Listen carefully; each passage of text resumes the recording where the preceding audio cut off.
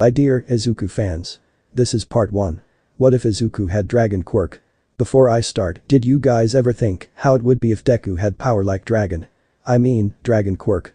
If not, then this fanfic is for you. Because this fanfic is going to be epic and quite entertaining. So put your headset on and enjoy the story. And don't forget to leave a like. Here we go. Earlier today, at a neighborhood park in northern Musatafu, the villain known as Red Cobra took several families hostage in an attempt to escape arrest. Statements taken from some of the surviving hostages indicate that the villain killed one of his hostages in anger when the situation wasn't going the way he wanted. A woman, later identified as Midoriya Inko. Before the heroes could extract the hostages, a forest seemed to appear out of nowhere. A frenzied monster appeared above the treetops. In its rampage, Red Cobra was killed along with several of the hostages and some bystanders. Even more civilians were recovered with injuries. Although the heroes were quick to adapt to this new threat, the monster disappeared without a trace, leaving behind the forest that grew with its arrival. Police and volunteer teams are still out combing the area, trying to find the monster or where it may have gone. Law enforcement is asking the public to remain cautious when outdoors. If you see anything strange, report it at. Sharp claws clicked on the ground, dulling with every failed pounce at the rats that ran among the city's trash. The wind rustled the leaves on his spine, giving away his position to his latest target. Frightened squeak signaled the departure of what he hoped would be dinner tonight. An annoyed growl rumbled low in his throat as he listened to the rats scurry off. Have confirmed 13 individuals were killed in the attack, including the villain Red Cobra. 27 more individuals were injured in varying degrees, including 2 pro heroes. Suns Park has declined to comment, but Avalanche has stated that she doesn't think the monster was a villain at all. She believes that it wasn't human at all and that it was some sort of enraged nature spirit. Footage has since been released of the monster, although it does not provide the clearest of visuals. Recorded on a civilian's phone, we are able to see the size of the monster where it breaches the treetops. Some have likened its appearance to that of a kaiju. There are mixed reports on whether the monster was green, black, or brown. It does seem reptilian in nature. Whether you believe it to be a spirit. Shifting along the branch, he made his way out to a bird's nest that he had spotted during the day. Eggs sat inside of it. His prize for his little late-night adventure. He slipped one inside his mouth, closing his jaws around it and swallowing it whole. All 4 eggs went down the same way. With his tongue wetting his snout, he thought about where to go next. Well, a delicious treat, 4 little bird eggs were hardly enough to be a full meal for him. The bakery a few blocks from here usually dumped their stale or moldy bread on Fridays if he remembered correctly. And so gliding gently down from the branch, he headed off in the direction of the bakery he frequented. It's been 3 months since what's been dubbed as the Musatafu horror appeared, killing 13 people and injuring many others. But the creature responsible still hasn't been found. The forest that sprouted with its sudden appearance remains in what was once a small neighborhood park. There have been talks about removing the excess plant matter to restore the park, but locals who believe it may have been a nature spirit are arguing against these plans. They fear that destroying the creature's forest will cause it to return. Currently, the forest in the park's previous location, now known as the Kaiju's forest, has been sectioned off by the police. People are discouraged from entering this forest since little is known about the plants and their unnatural growth. There is also concern that the monster is still inside, hidden from prior search attempts. Remember, if you see something related to this monster, report it to the non-emergency line at. Rain dripped down, dampening the sounds of the night. People hid indoors or were simply muffled by the heavy drops pattering on the pavement. Even the local wildlife sought shelter, hiding in trees or bushes, under awnings or benches. He found himself tucked inside a damp cardboard box with a cat and her 2 kittens. He was thankful for her kindness. One of the kittens flinched when a raindrop caught the nose they stuck too far out of the opening. Instinctively, he curled his tail in front of the kit, pulling them back into the relative warmth of their flimsy shelter. Mewling protests were cut off when the kit noticed the moss on his scales, soft and chewy. Since it was non-toxic, he let the kit chew on him. It didn't hurt anyway. 1-year anniversary of the incident that led to the death of 13 people and the creation of the Kaiju's forest. At this point, police have determined that the creature will not be found by their typical search attempts. Resources are being rerouted to more pressing cases, and the mystery of the Musatafu horror will be declared a cold case. Should the creature ever reappear, both heroes and police will do their best to prevent the same kind of tragedy from reoccurring. Civilians are asked to stay away from the Kaiju's forest indefinitely. If the creature is, in fact, a spirit, encroaching on its territory may only anger it. This weekend, a memorial will be held for those who were lost in this incident, excluding the inciting villain, Red Cobra. Other victims of the Musatafu horror include Taguchi Norio, Nakata Aoi, Harada Fumio, Harada Tobio, Kuramoto Yashi, Heino Kichiro, Heino Minori, Heino Noboru, Midoriya Izuku, Tanabe Misaki, Chiba Satoshi, and Chiba Kazuki. Midoriya Inko, the woman murdered by Red Cobra, seemingly triggering this incident, will also be remembered. A heavy impact echoed in the alley.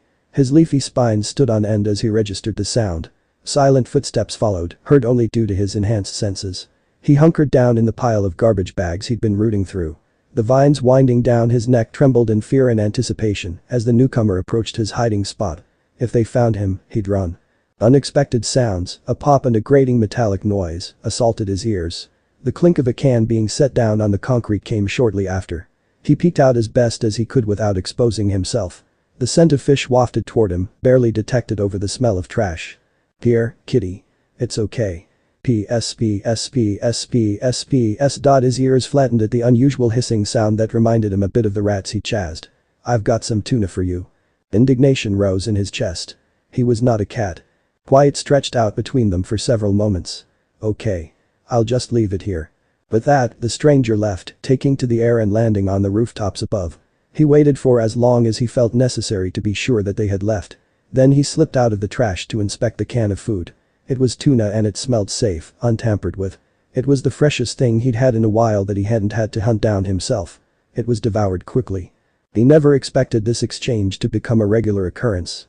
The scuffling under piles of trash bags and the sound of claws on pavement were hardly unfamiliar to him. Being a hero who typically patrolled in the dead of night, he often had run-ins with the local strays who would generally hunt during later early hours while most humans were asleep in their homes. There is less chance of them being harassed by cruel people then. It also wasn't the first time a stray had refused to show themselves to him. They were usually terrified and he couldn't blame them. Not after how many people, including teens or children, he'd had to bring in for animal cruelty. They treated animals like expendable toys or worse. Deciding the stray was probably a cat due to the lack of barking or whining, he pulled out a tin of tuna and left it open on the ground for the creature. Then he took to the roofs, hiding just out of sight. He waited. And he waited. And he kept waiting. Eventually, this oddly paranoid animal slipped out of the piles of trash.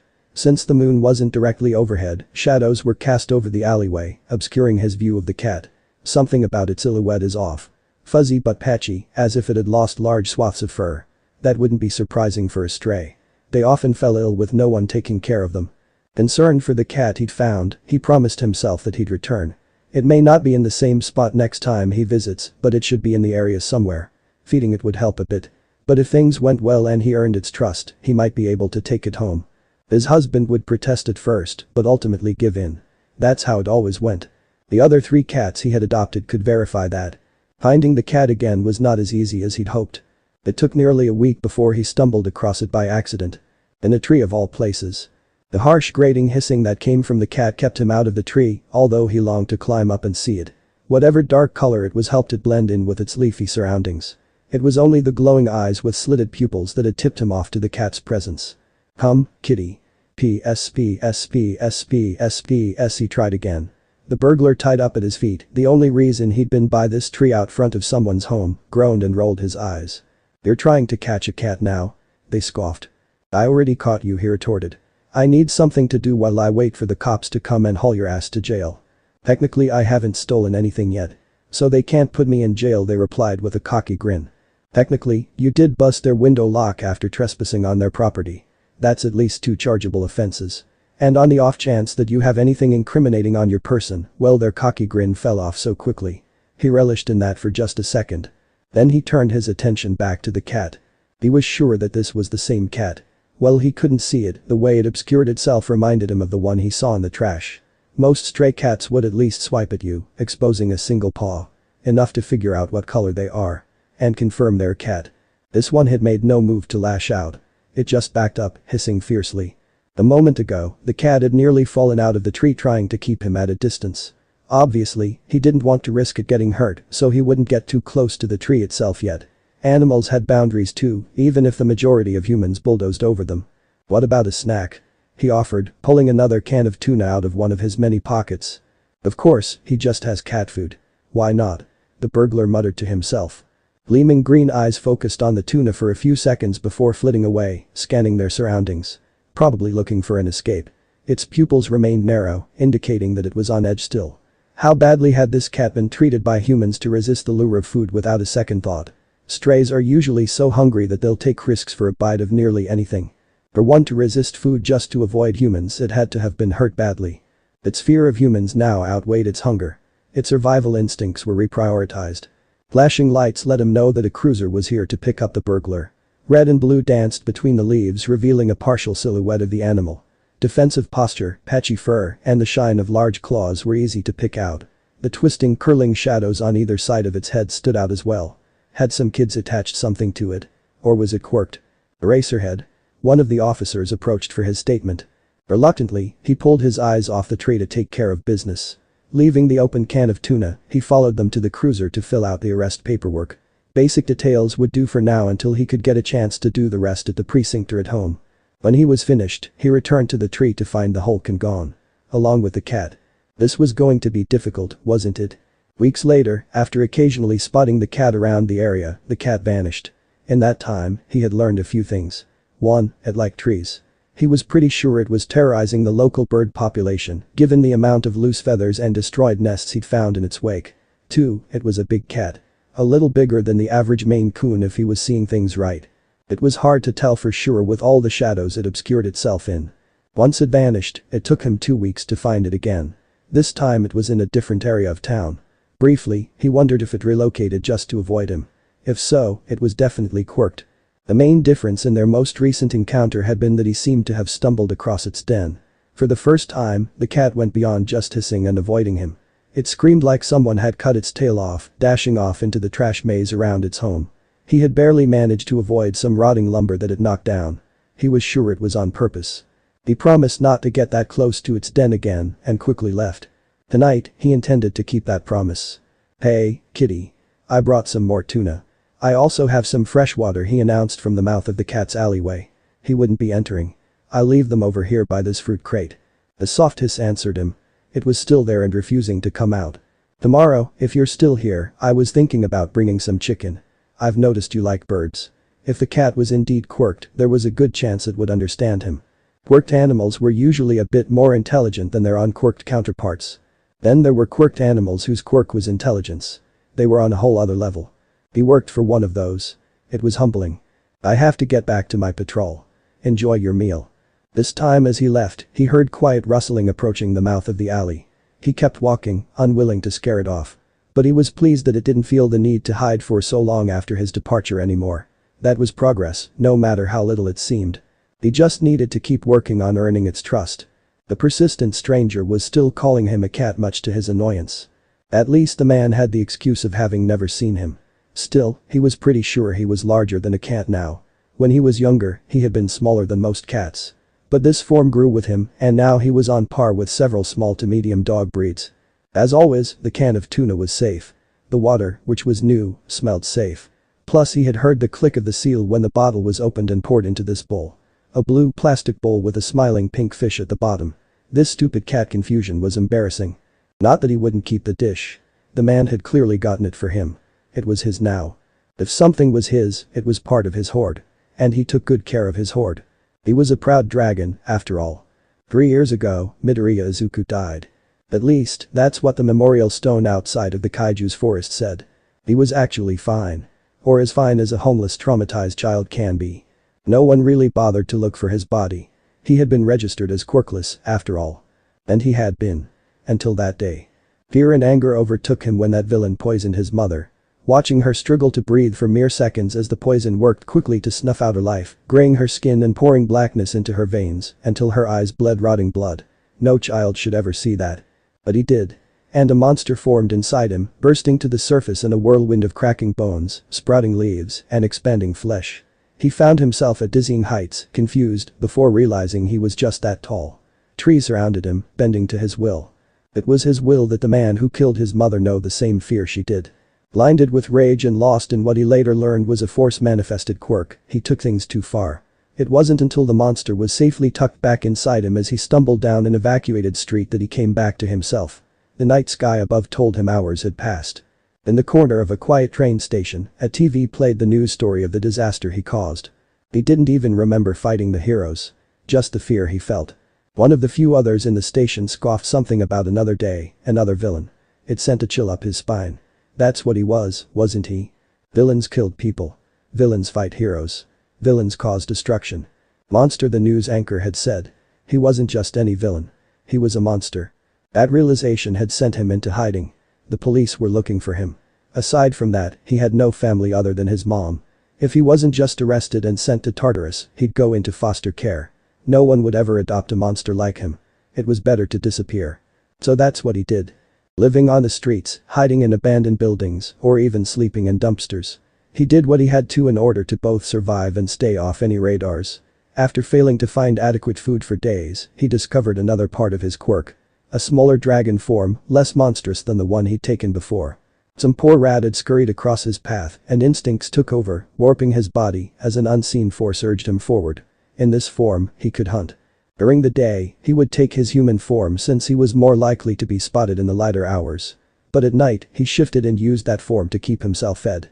It took him a few weeks of mourning and self-loathing, but he eventually realized that if he were to become a hero like he always said he would, he could save enough people to atone for what he'd done.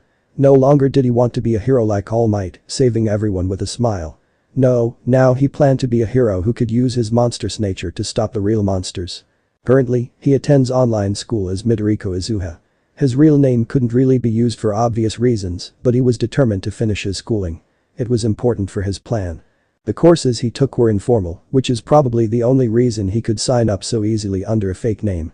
He figured that as long as he could pass the UA entrance exam and dismiss the gap as homeschooling, it would be fine to have some missing paperwork. Taking advantage of the local library's non-existent computer time limits and the thousands of resources it had in book form, he kept up with his schooling. Honestly, he was probably a little ahead in some areas at this point. And he had plenty of free time to study quirks.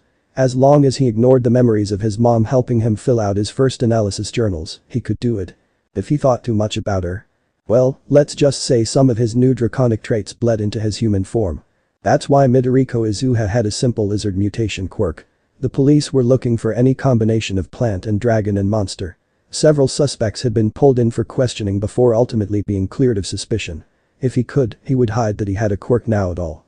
But some traits were permanent and others surfaced in reaction to his emotions.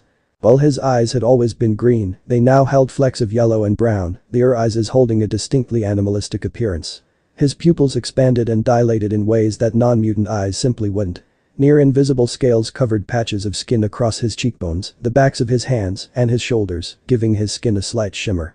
Every single time he blushed, the scales grew darker in color and protruded further from his flesh.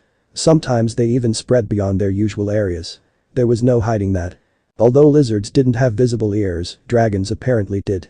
Deer-like ears covered in scales rather than fur replaced his old ears.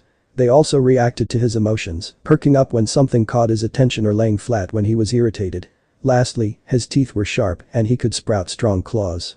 He's pretty sure he could forcibly manifest other traits as well.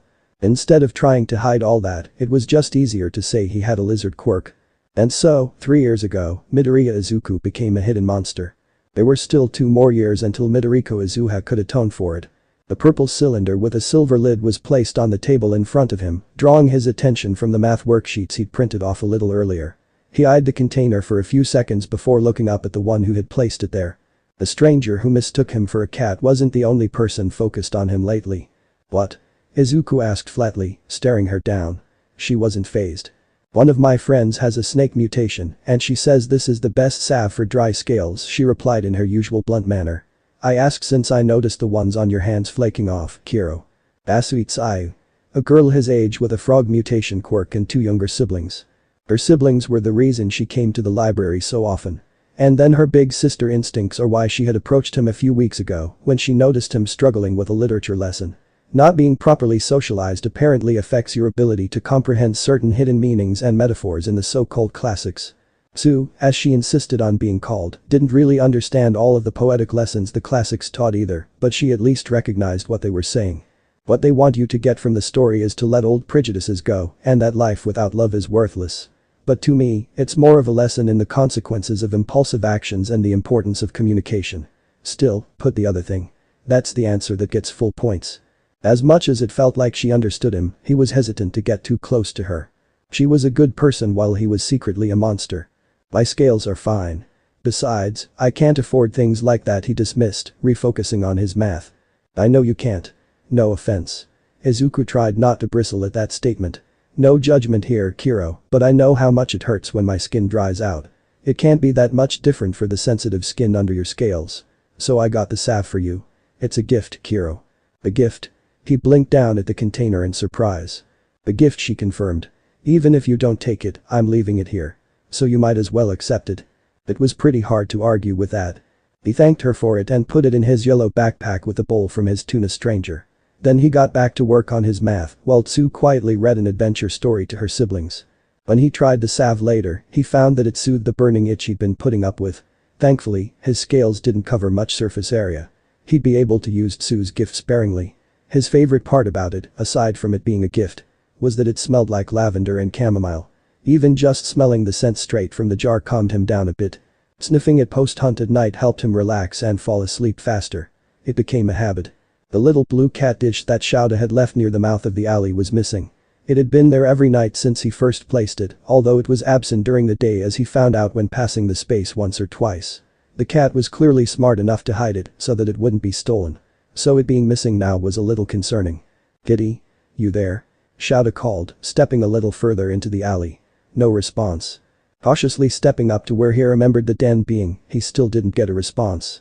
Given how mad the cat had gotten the last time he was this close, he was pretty sure that it either moved again or it was missing. But it was definitely not in its den. He was so sure that he'd been gaining its trust. Did it move for another reason other than avoidance? Was this area unsafe for it now?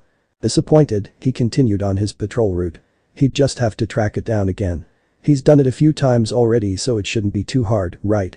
Wrong. The elusive cat was a menace. Sure, he spotted it here and there, but wasn't sticking to one area. It was like it couldn't find a spot that it liked enough to settle down. When he'd see it, he left out tuna or chicken for it.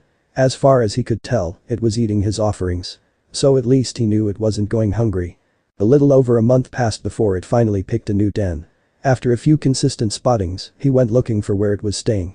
A regular spot to leave food was best to have. He was only a little surprised to learn that it was denning in the large tangled roots of a tree. The tree itself was deep in a park, near a man-made stream and a walking path. The walking path that he used as a shortcut between the two neighborhoods that he patrolled most frequently. At this point, he highly doubted the cat's choice was a coincidence. This time, it led him closer to its den. The blue bowl was hidden from a distance, tucked behind a wide root. Shouda was able to pour water into the bowl without moving it. Then he set his offering of food next to the bowl. Green eyes peered out at him from the depths of the roots, blinking slowly in a sign of approval. Perhaps as a sign of trust as well. Every night, he stopped by the tree to give the cat a meal. It never ate while he was there, choosing to wait until he left. It just didn't trust easily. He could be patient. There was something about this one. He wanted to take it home eventually, but he respected its autonomy. One day, he was rewarded for his patience. The cat left him a gift. Sitting inside the bowl when he arrived was a wrapped hard candy. Reading the wrapper, he saw that it was coffee-flavored caramel. If he had any doubts about the cat being quirked, they were gone now. He wasn't even sure how it knew he liked coffee. Did he smell like coffee? "Is this for me?" he asked, wanting to be sure.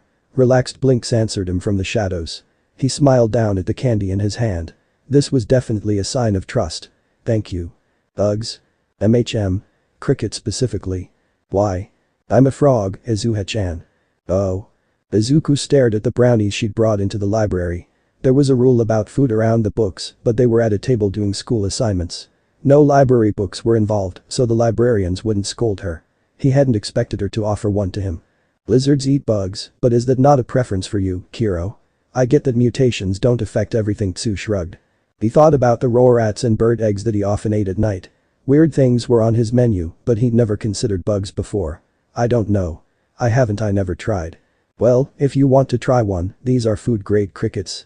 They're even safe for non-mutants, so if your quirk didn't add bugs to your palate, you won't get sick or anything." Yeah, he tried them. They were delicious. He wondered what other bugs he might like. Weaving between piles of broken, abandoned furniture and squeezing past a tilted refrigerator, he made his way deep into the secluded clearing he had discovered months ago. It was easily made bigger by moving some of the smaller mounds of trash. Pieces of discarded objects could be carefully pulled out of stacks and repurposed for the very reason he found this hideaway. Training for the UA entrance exam. After getting beaten up by another homeless person for getting too close to their shelter, Izuku realized that if he wanted to become a hero, he needed to be stronger. Claws and quick reflexes just weren't enough. It might also be good to be stronger so that he doesn't get killed before he can even make it to the entrance exam. So along with his homeschooling, he needed to train. But being homeless and having poor access to nutritional meals, he knew he would struggle with things like strength training. Bulking up so he could punch things wasn't an option for him.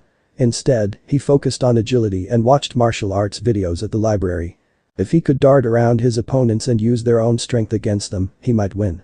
Most recently, he built an obstacle course that focuses on parkour skills. A few old washing machines pushed within jumping distances of each other, not too hard to move a few inches once he's ready to increase the difficulty. Some hurdles, made out of whatever long pieces of metal or wood he could scrounge up. And then a questionably stable pile of oil drums and wooden crates for climbing practice. The course was a disaster, but it was the best he could do. Once he was safely in his clearing, he fell into the routine he'd made for himself. Stretching, easy exercises to warm up and build a little muscle, and then practicing the moves he'd learned from videos. The obstacle course would come last, allowing him to simply collapse in the sand once he's exhausted himself. Parkour was exhausting in his human form. He needed to learn to be a hero in his human form. Maybe his smaller dragon form could be used for infiltration or tracking when no one was watching. If anyone saw him like that, they might connect him to the monster he could be. He definitely couldn't use his monstrous dragon form. That would terrify people, not to mention, probably get him arrested. Getting arrested was not an option. Being a hero was the only way he could atone. So all his training was done in his human form. All the research he did for fighting techniques and easier ways to move was done with his human form in mind. He had a few lizard quirk traits that could help in his human form. His senses were enhanced, and, obviously, the claws would help with fighting and climbing. But it was still so different from his dragon form. In his dragon form, he moved with ease, slinking around in the cover of night. His wings cut the difficulty of his trips around town down to practically zero. His tail was great for balancing. Even so, no one could ever know about his dragon forms. He could never be recognized as the kaiju. To prevent that, he threw himself into training his human body. Sit-ups, jumping jacks, and lunges. Running along the strip of land where the beach and the ocean met. Swimming in the safer depths of the water when it wasn't too cold. Practicing kicks and punches that he learned from instructors on YouTube. And running that obstacle course until he couldn't move. 2 years needed to be enough time to prepare himself for that exam. It was all he had. "I brought you a treat," Kitty Shouta said quietly as he approached the tree. "My husband made too much shrimp for a recipe he was trying out." He opened the little container he had brought the extra shrimp in and set it next to the water dish, balancing it precariously on the tree roots. Then he did the same with the usual can of tuna. This time, no bright eyes blinked at him from the darkness of the hollow. Instead, a soft breathy sound greeted him. Snoring. The cat was asleep. It slept knowing he was coming. While it may seem like a good opportunity to get a peek at it, he wasn't about to break its trust like that. "I'll just leave these here," Shouta whispered as he filled up the water dish. "Sleep well, kitty. I'll be back tomorrow night." Almost a year after his first encounter with the cat, he was still working on gaining its trust. It had moved again recently, so he was looking for its new den once more. At this point, he was pretty sure that it wasn't moving to avoid him. Rather, it seemed that it moved when the prey numbers in the area dropped or if there was some other environmental change. Occasionally, it left him gifts in the water dish. Usually some type of candy or rock. Once, a bright yellow button that matched his goggles. Sometimes it was a mini hero figure, like the kinds you could find in kids' meals at some restaurants or those little coin vending machines outside of shops. Possibly because they were making a connection to him being a hero. Other than the candies, which he ate, Shouta kept every single trinket the cat left for him, safe and sound in a black shoebox. A handful of his favorites were kept in a green velvet pouch on his person. Green, like the skittish creature's eyes. His friend and co-worker, Kayama Namiri, noticed them one day when he took out the pouch to fidget with one of the smooth polished rocks. She proceeded to tease him for an entire week. Of course, she knew that he wasn't really the type to be too sentimental over objects. If he bothered to keep them, it meant they came from someone important to him. Most of the time that was her or his husband. Admitting that it was a stray cat piqued her interest. She still tries to convince him to take her with him the next time he visits. He says no every single time. It was hard enough getting it to trust just him. Throwing other people into the mix could ruin all the progress he's made. He still planned to take it home, probably get it some medical care, and make it part of the family if he could ever get it to trust him fully. "No rhyme or reason to the den choices, how am I supposed to find you?" he murmured to himself at the end of his shift, sending one last glance over the neighborhood he was in. It had been a couple of weeks already. Well, that wasn't the longest time he'd gone without seeing the cat, it was getting up there and he was a little worried. Hopefully, he'd find it tomorrow. The next night, he was surprised to find that the cat tracked him down instead. He'd been resting on a rooftop when he heard a quiet clink behind him. Rather than an attacker, as he'd been expecting, the blue cat dish sat in a patch of moonlight. Shouda couldn't help a small smile. "Hey, kitty. Do you want some water?" It wasn't in sight, probably hidden in a shadow nearby or behind a vent. But he still approached the bowl and poured in some water from a bottle that he always kept on his person, just in case he found the cat. He pulled out a can of tuna too, sure that it was probably hungry. Setting it down once it was open, he took several steps back from the cat's meal. The green, scaled arm reached out of the shadows and into the patch of light before he could consider leaving, so that the cat could eat in peace. Clearly, he'd gotten his identification of the creature wrong though. Years of masking his reactions for the sake of his hero work were the only reason he didn't audibly gasp as the dark claws on the reptilian limb grasped the tuna can. Metal grated against the concrete surface of the roof when the creature dragged the can back into its shadowy hiding space. Its eyes, still slitted and cat-like, glowed slightly in the darkness. He could feel the tension in its gaze, waiting to see what he would do now. "Not a cat then," he commented calmly. No, it was definitely not a cat even if it liked tuna.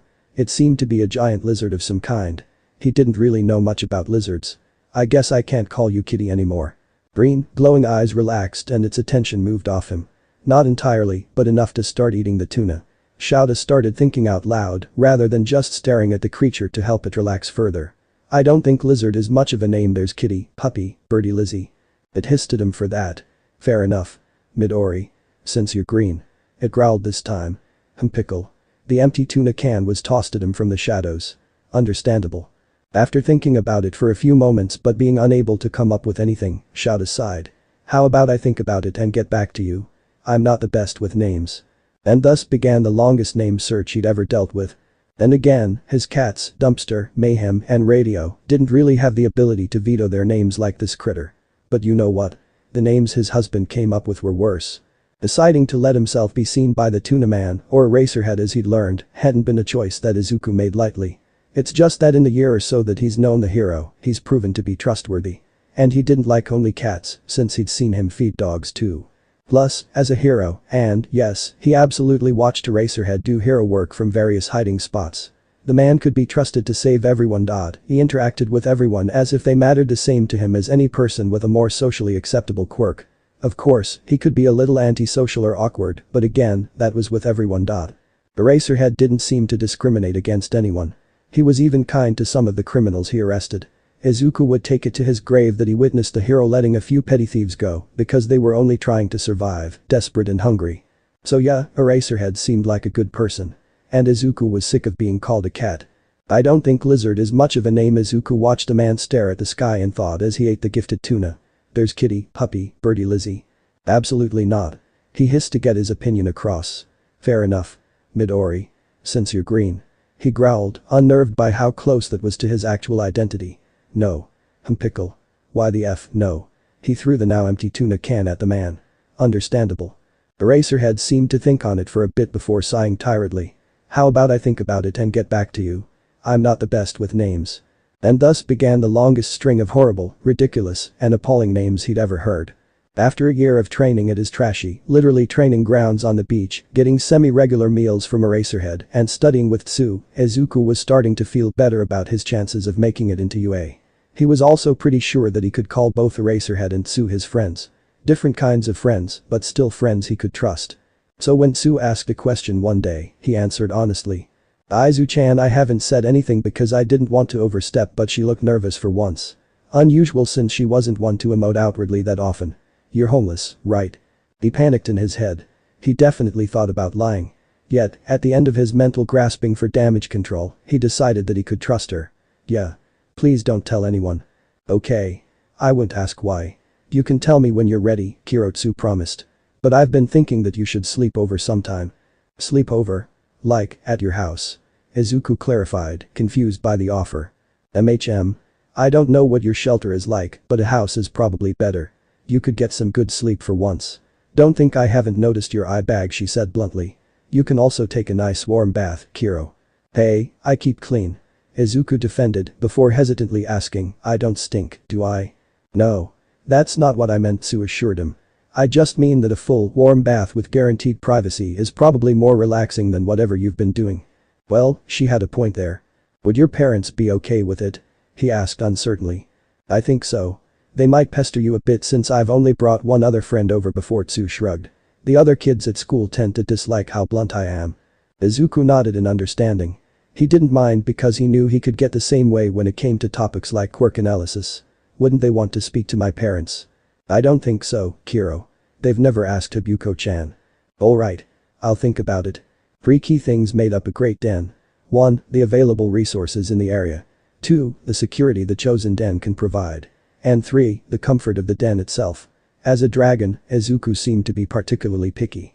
He wasn't sure if that was because he was a reptile in general or if dragons had some specific instincts that made it harder to find a satisfactory home. Either way, every time he thought he found a good place, he couldn't bring himself to stay for long. The food would run out or the weather would change. Sometimes kids found his den and ruined it because they're little assholes. He also felt like something was missing in each one. Frustrated with his seemingly endless search, he decided to follow Eraserhead home. As a hero, the man probably lived in a decent neighborhood. Maybe. He talked about a husband sometimes, so Izuku was fairly certain he didn't live in a box under a bridge somewhere. So here he was, watching the hero slip into an apartment through a window. Honestly, that made a lot of sense for Eraser. He couldn't bring himself to find it weird. Doors were overrated anyway. It's not like Izuku didn't also travel by roof and take obscure routes whenever he was in this form. He was skilled with climbing, jumping, and flying, all while staying hidden. That's how he was able to follow Eraserhead home without being noticed. All this time around the hero, and hiding from society in general, had taught him to mask his presence. Having seen where the man lived, Izuku set out in search of his own den in the area. The roof of Eraser's building. Too close for comfort and there weren't many hiding spots. An alley across the street. Nope. Already claimed by some territorial cats. A small boarded-up flower shop a couple of blocks away. It could be perfect. He needed to investigate it a little bit first. After finding a way in through a broken basement window, he paused for a moment to let his eyes adjust to the darkness. It smelled of dirt and rotting plants, mulch and rusted iron. He could see garden tools so old and ill cared for that they had started to erode. Broken flower pots and spilled bags of potting soil. Despite that, it really didn't seem that bad. He could hear rats scurrying around in the walls. Once he caught them, they'd be a good meal. Cleaning up the basement wouldn't be too difficult, especially since he can switch between forms. It'd be nice to have a den large enough that he could use it while in his human form too. Finding the stairs, he made his way into the actual flower shop. Dusty counters and nearly empty shelves filled the space. Here and there, a flower pot or a vase sat with long dead flowers, dry and crusty inside. He couldn't do much for the ones in vases, seeing as their roots were already cut. But the planted ones. He should change the soil first, but he could regrow them. It might be a fun little hobby. And it would probably count as quirk practice. The practice was much needed. He almost never used that aspect of his quirk these days. Making up his mind, he headed back into the basement. He would set up a hidden nest here. If anyone ever bought the building, he'd hear them enter upstairs and be able to flee through the window before they ever saw him. Until then, it would make a perfect home. Thank you for letting me visit your home, he stammered with a polite bow. Oh, it's no problem, dear, her mom replied kindly. Still, the boy thanked her again, this time handing over a small potted flower. Come on, I'll show you where you can put your things, Kirotsu said, coming forward to save her nervous friend from any more adult interactions. After that, maybe we can play some board games. Shiraizu-chan agreed. He followed her cautiously to her room. A guest futon was already laid out for him. She also had some snacks she either bought or made earlier in the week that she kept in her room so that her siblings wouldn't eat them. Little siblings could be a pain. Do you have any board games you like? I can see if we have them, Tsu offered as Izuku looked around her room with slight awe. I don't remember ever playing any, her friend admitted. And didn't that worry her? I used to play Go Fish on Mom's days off. But. That's okay, Kiro. We can play a bunch to figure out what you like, Tsu assured him. Let's play one you like, Izu-chan suggested with a shy smile. She nodded and went over to the pile of games she'd set out to pick something. Huop. Was a simple game that would be a good start. Plus, it was frog-themed. This might be a bit cliché, Kirotsu laughed, turning to show off her choice. He was looking around her room again. Maybe he'd want to explore first. What is it? I like your room. The plant seems so happy, Izu-chan said, pointing briefly to her collection of ferns and succulents. Thank you. I do my best to take care of them, Tsu replied. You're doing a good job. He looked back at her and noticed the game. Oh. Sorry, I got distracted. Let's play. Together they set up the board and she read him the instructions. He proceeded to beat her 5 times in a row. And in every game after that. I'm so sorry. It's okay. If you're smart, you're smart, Tsu shrugged. Still, Izuku felt awful. Besides, if you had let me win, I think that might be worse, Kiro. I'll just have to get good enough to beat you myself. Are you mad? Izuku asked nervously. Not at all. Everyone has their strengths. Yours is clearly strategy. I guess Izuku frowned, worried despite her reassurances. It's almost dinner time, so you'll have to endure my family for a bit. But after that, maybe we could watch a movie, Kiro. Okay, Izuku agreed. He hadn't seen a movie in a long time. All he's ever seen were All Might ones. There were a lot of those. Something new might be nice. Hanging out with Tsu was relaxing. Dinner with her family was a little less so. He was used to her siblings, Samador and Satsuki, from the library. They were 9 and 5, respectively, and very sweet. Her parents, who introduced themselves as Baru and Gamma, were new. And adults. Baru, Tsu's mom, seemed similar to Tsu. Except, she emoted more than his friend did. There was almost always a kind, warm smile on her face. Tsu had definitely gotten her lack of expressiveness from her father, Gamma. Although everything he'd said so far had seemed kind and respectful, his face was etched in a permanent display of indifference. Tsu tells me you're homeschooled, Baru commented at one point. Is that difficult? I don't think so. I like working at my own pace, Izuku answered, trying and failing to keep his stuttering under control. When IW went to public school, it was harder. Because of bullies and the teachers not liking me. A soft, concerned frown took over Baru's face for a moment as she nodded in understanding. Yes, people can be very cruel about quirks like ours. I'm glad you were able to find something that works for you though. The gentle smile was back, somehow encouraging. Would she still smile at him if she knew that he was bullied because he was quirkless back then? Somehow he thought she might. Hesitantly, he smiled back. Being at Tsu's house was nice. Her family was nice too. After dinner, and managing to avoid questions that could expose his situation, Tsu insisted he take a bath before the movie. He watched as she lit candles and poured bubbles into the bath. She was taking this very seriously. He made a mental note to gift her spa-type stuff after seeing her collection of soaps, lotions, and what she called bath bombs. Tsu loved baths. You get in and relax, Kiro. I put some of my pajama pants and a plain t-shirt that should fit you on the counter when you're done. Okay. Yes, ma'am, he teased, earning a fond eye roll. She left him to the bath she had meticulously prepared. After he washed up, he got into the bath and tried to relax as she told him to. It was unexpectedly overwhelming. Tears welled up in his eyes. He hadn't realized he missed something as simple as an actual soak in a bath so much. Maybe he should save some of the spare change he gets to go to a bathhouse once in a while. Or maybe Tsu would let him come over again. That would be nice too. When the bathwater started to get cold, he got out. Green flannel pants and a yellow shirt had been left on the counter as promised. He dressed and met Tsu in her room. I'm gonna take a bath too, and then we can pick a movie, Kiro. She told him.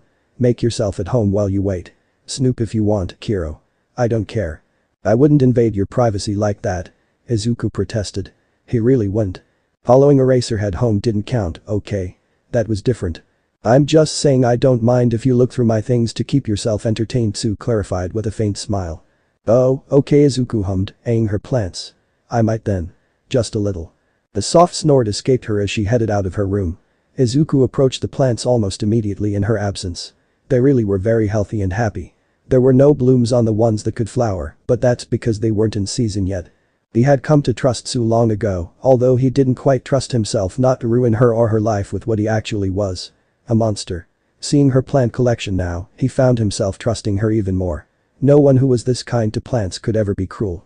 Even if she learned what he used to be, she wouldn't hate him. His quirklessness wouldn't matter. She wanted to be a hero, he had learned, so he wasn't entirely sure how she'd react if she found out he was the villain the police had been searching for. While he didn't think she'd be cruel, she was responsible enough that she'd probably turn him in.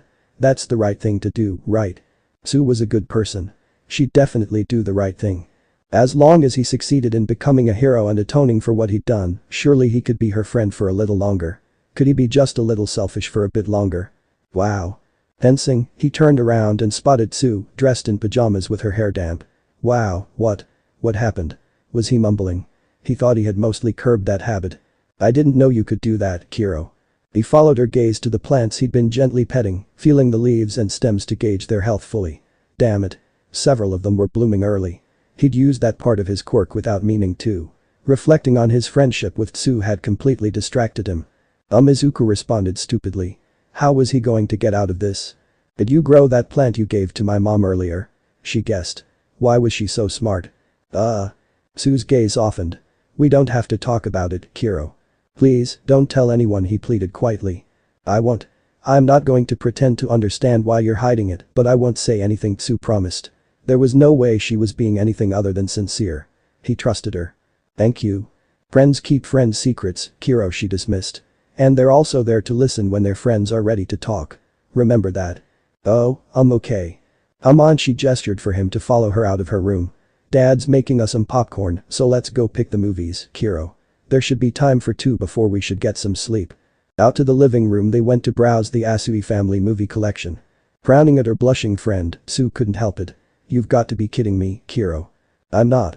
Or at least, if I have seen any, I was young enough to not remember. Izu-chan couldn't recall having ever seen a Disney movie. What did he watch when he was little instead? All night movies and documentaries. The boy was definitely a gifted child if he had the attention span for documentaries as early as 4. She still couldn't watch those without getting bored, and she was 14 now.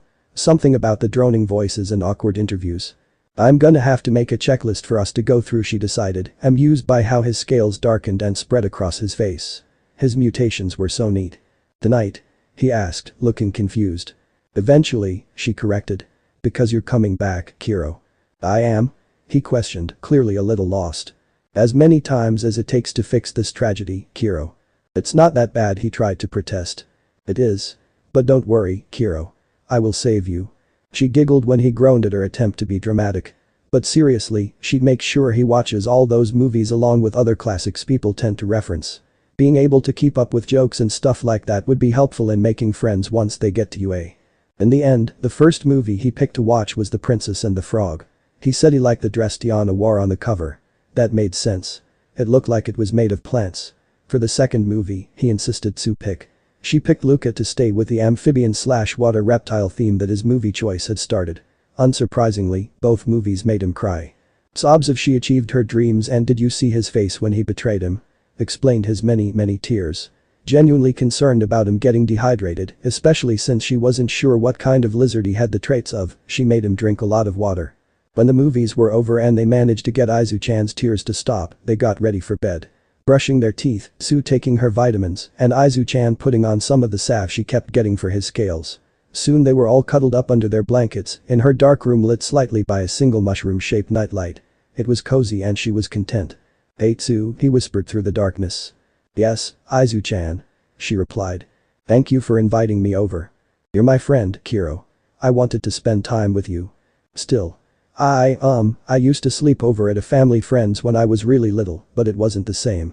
I really had a lot of fun tonight, and I appreciate it. I had fun too. Maybe one day, you and Habuko-chan can come over at the same time. Then it would be a slumber party. We could paint each other's nails or something, Kiro. I think I'd like that. He didn't even seem bothered by the idea of meeting a new person. I'm glad I met you, Izu-chan. I'm glad I met you too, Tsu. Hesitantly he added, Chan. Pleased that their friendship had grown deeper, she smiled. She loved her friend so much. Still couldn't find Kitty? Nope. I've gone a few days without seeing it before, but shout aside. It's never had this much trouble settling somewhere before. I hope it's just then searching and that it finds one. His husband hummed in acknowledgement. Yamada Hisashi, his best friend, his son in the sky, the love of his life Shouta, would die for this man. By some miracle, the loud, blonde extrovert felt the same way about his gloomy and awkward introverted ass. So they got married. Perhaps it was offended by you offering the name Blinkzilla last time, Hisashi teased. I get it. It was a stupid name, Shouta replied, exasperated. He wouldn't shut up about it. But it was logical. Godzilla is a giant lizard thing, and this lizard blinks at me a lot. Hisashi snickered as he went about making some tea and coffee. What if it got sick though? Shouta continued worrying. Assuming it is sick, how would you even find it? Go out and search, Shouta answered, pointedly ignoring the fact that it was a ridiculous plan. He could look for weeks, and he probably still wouldn't find the lizard. It was hard enough finding it when it was leaving its den regularly. But sick and possibly immobile. No chance. Just be patient, Hisashi insisted. You've already been waiting for a year. Taking the coffee that his husband handed him, he agreed to try. But we should start watching lizard documentaries or something so that we know how to care for it when it comes to live with us. If it comes to live with us, Hisashi corrected gently. Bundad, I will wait however long it takes, Shout avowed. Okay, his husband accepted, sitting down on the couch with his tea. For tonight though, come cuddle with me. It's cold and I need snuggles. Shouta settled on the couch, angling his body so that Hisashi could lean into him. Wrapping his arms around his husband, he instantly felt a little calmer. Being around Hisashi had always settled his nerves when the man wasn't intentionally trying to rile him up. Even back at UA. That's just one of the many reasons he grew to love him. He hadn't gotten too far from his apartment when a strange sound made him stop. Pausing on the roof of a convenience store, he listened for the sound in hopes that it would happen again. A squawk of sorts rang out after a few seconds. Now, the lizard hadn't done more than hiss or growl so far, but that seemed like it could be a reptilian noise. Kitty? An irritated hiss followed. Shout sighed, though he was amused. I don't have a name for you yet, and I've been calling you Kitty this whole time anyway. Looking around, he spotted familiar glowing green eyes in the shadows of a vent. When it realized that he saw it, it turned and snuck off, hiding behind things and keeping to the shadows. It had never moved while he was watching before. Those glowing eyes reappeared under a stack of crates near the edge of a roof, blinking slowly. Waiting for something for him. It wanted him to follow. Well, that was unusual. It was incredibly skilled at staying hidden even while on the move. Impressive, even. Following it became a game of finding those glowing eyes in the distance and trying to keep up. He wasn't sure how it was getting from roof to roof without being seen. Far too soon, they came to a stop in a small shopping district that was unnervingly close to his home. Clanging on some garbage cans lined up between a closed flower shop and a cramped antique shop brought the chase down to the ground. Slipping between the buildings, he kept an eye out for green eyes. He finally spotted them peering out of a busted window. Is this where you're staying now? Shout guessed, crouching to look in through the small window. He would never fit in there. Most of his students wouldn't either. The green eyes blinked back from a suffocating darkness. There wasn't a bit of light let in at night that would allow him to see what the place was like. Maybe during the day, but he was sure that the creature had somewhere to hide when it was light out. Where's your bowl? I'll give you some water. The eyes blinked and then vanished, some quiet scuffling letting him know the lizard was heading somewhere inside. About 2 minutes later, it reappeared, gently pushing the blue dish out of the window. He took in the claws and scales that he had seen before, this time noting the fuzzy green growth further up its arm. Was the lizard moldy? Could that happen to reptiles? The arm disappeared before he could get a better look. Shouta dutifully filled up the dish with fresh water and pulled a tin of tuna out of his pocket. Now that I know you're here, I'll come back once a night. Try to find somewhere safe out here for your bowl. I don't want to have to skip giving you water if you're asleep when I come. Slow blinks answered him. He couldn't help a small smile in response. They had made a lot of progress tonight. Tuna? That's a snack. Not a name. Basilisk? Cool, but he didn't want the reminder that he was a monster. Kiwi? The sour fruit or the bird? Either way, no, thank you. The lizard bith? That was so much worse than Lizzie. Parroted? Better, but still no. Leonardo di Lizardio? Was he serious? Why was he backtracking here? How did he even come up with that? Squiggly. Okay, that was kind of cute. For any other animal. Izuku still had his dignity. The awful names continued for a few weeks, only 1 or 2 offered each night. In the end, he was so worn down by the atrocious names that Eraserhead kept suggesting that he agreed to the first kind of decent one the man came up with. Bean. Because he was green, like a green bean, and small like a bean. Not small for a lizard, mind you. Just small compared to Eraserhead or other humans. It would do. He let out a rumbling noise that vaguely resembled a purr more than a growl. Alright. Bean it is, Eraserhead replied with a nod. Any chance I can see all of you, Bean? Hissing, he backed away from the window a few steps. Not far enough to fall off the bookshelf, he'd moved against the wall so that he could sit at the window, but enough to show the man that he'd run if he insisted. He was recognizable as a dragon. The hero would figure it out. But he was that monster that destroyed a park and killed people. That's fine. I just thought I'd ask, Eraserhead shrugged. Can I at least know if you're a boy or a girl lizard? Or would you rather I use they them pronouns for you? Or do you not care? Yes, he was aware that the man had been calling him it this whole time. He wasn't really bothered by that since it was common for people to do that with unknown animals. But sharing something as simple as pronouns wasn't going to expose what he actually was. Crawling down from his bookshelf, he headed over to where he had his backpack stashed. He heard a quiet sigh from Eraserhead. The hero probably assumed he'd retreated for the night, so he needed to be quick about this. Magazines he finds in the trash are something he started collecting so that he'd have something to read away from the library. They weren't a part of his hoard, so he'd toss them or use them as fuel for small fires when he was done reading them. This particular magazine had an allergy medicine ad with a boy and his dad in the image. He tore out the page, bringing it with him. Eraserhead was just starting to leave when he got back to the window. He made a noise to get the man's attention after pushing the page outside. "Oh, I thought I upset you," Eraserhead admitted, crouching back down to accept the page. "Allergy meds. No, boy and a man. Is that your answer?" He/him pronouns. Blinking slowly was usually a good way to indicate yes with Eraserhead. "Bean, the lizard lad," Eraserhead tried. Izuku intentionally refrained from blinking at all. A nervous chuckle came from the hero. "Sorry. Just Bean. Tommy forbid the man ever have a child. That poor kid." Meeting Tsu at a new place was a little nerve-wracking. It took days for her to convince him to go to a cafe with her on her yen. Or, technically, her parents' yen. But she really wanted him to meet Habuko-chan in an environment where he could more easily leave if he was uncomfortable. He ran his thumb over the smooth pieces of glass in his palm. His mother always taught him to never arrive somewhere empty-handed. It wasn't polite. A frog, a lizard, and a snake walk into a cafe. Izuku smiled to himself. That sounded like the start of either a good joke or an even better story. Either way, he sat down at a table with the girls. Mangousu Habuko, the snake-quirked girl, introduced herself as. Her neck and head were entirely snake-like and topped with wild red hair. The rest of her body didn't seem to have any mutations. She was a lot taller than both Tsu and Izuku. I'm Midoriko Izuha," he had managed to reply. "Here, T, this is for you." The offered gift was accepted and she turned it over in her hands, inspecting it. "Is this sea glass?" "Yes. There's a beach I go to a lot. It's yellow," she pointed out. "Is that bad?" "No. Yellow is just really rare. It happens when there's sulfur present," she explained. He perked up at that. "Another person who likes rocks and minerals. I thought that it could match the one I have for Tsu," Izuku said, holding up the moss green piece he'd brought for his friend. "Oh, I get one too, Kiro." "Yes. Because you're treating me. And also, I just wanted to give you something." "Tsu, I know you said he was sweet, but he's like pure sugar." Habuko giggled. "Yeah. He's skittish too though," Tsu added bluntly. "You guys talked about me?" Izuku felt himself blushing. "Of course," Tsu replied. At the same moment Habuko commented, "Whoa, your scales." He touched his cheek with his fingers. "Is something wrong with my scales?" "No. The way they appear is just really cool," Habuko assured him. Tsu nodded in agreement. Izuku blushed harder until Tsu suggested that they order. He awkwardly stammered his way through ordering a small berry parfait and a matcha latte. For herself, Tsu ordered a chocolatey eclair and some peach tea with jelly pieces. Lastly, Habuko ordered a strawberry top sponge cake and some plain coffee with milk. "So the reptiles like the bean juice," Tsu concluded jokingly once they realized that both he and Habuko ordered coffee. "Then again, so do some amphibians. Mom drinks a lot of coffee.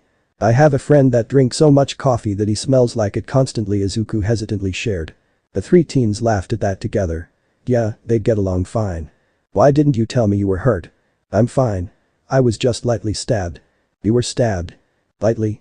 Izawa Shouda was a stubborn, borderline pessimistic asshole with little regard for his own safety and a self-sacrificial streak that he liked to live in denial of. Great at making friends with stray cats because he practically was one, but terrible at interacting with actual human beings. A caffeine addict who acted like he was allergic to hospitals and self-care. That being said, he was also a kind person who always prioritized the rescue. Despite his awkwardness with people, he genuinely and deeply cared for their well-being. He was clever, priding himself on being logical and efficient. Even if he could be grumpy, he was never cruel regardless of how irritated he was. Patience was something he had in spades. And his Ashi loved him with all his heart. Except for right now. Right now, he hated him a little bit. "Damn it, Sho. Get back in bed. I agreed to go along with you leaving AMA as long as you actually rested at home. You're gonna tear your stitches again. I've missed 2 days already, Zashi. What if he thinks I abandoned him?" "For fucks, fine. I will go, okay. Leave him some food and water like you do and then let him know what's going on. You said he's quirked, right? Even if he understands you, he's not going to like you being there. Territorial and grumpy, yeah. Just like you. I can handle it. Seriously, get back in bed." And that was how Hisashi found himself at an abandoned shop only 2 blocks away from his home. Yeah, there's no way that critter hasn't followed Shouda home at least once. How else would he know where they live? You can't convince him that this is just a coincidence. Slipping into the thin alley between the shop and its neighbor, he located the window that Shouda told him about. The little blue bowl that he'd watched Shouda pick out was tucked safely behind a pallet that was leaning against the wall of the shop. He filled it with some bottled water and opened 2 cans of tuna. Shouta insisted on leaving extra to make up for his absence. Scratching noises drew his attention back to the window. Oh. Hello, B. The creature inside growled defensively. It sounded both angry and full of fear. Bean, wait, hold on. Shouta sent me. I'm his husband. That did not appease the lizard. A crashing sound followed from inside the shop's basement. Hisashi frowned, hoping that Bean wouldn't hurt himself. He said he thinks you can understand him, so, hear me out, please. Shouta got hurt on patrol a few days ago. He'll come back when he's healed, but until then I'm going to come in his place, okay? Not okay, judging by the piece of terracotta that shot out at him, shattering against the neighboring shop's wall when he dodged. He sighed. I'm sorry, Bean.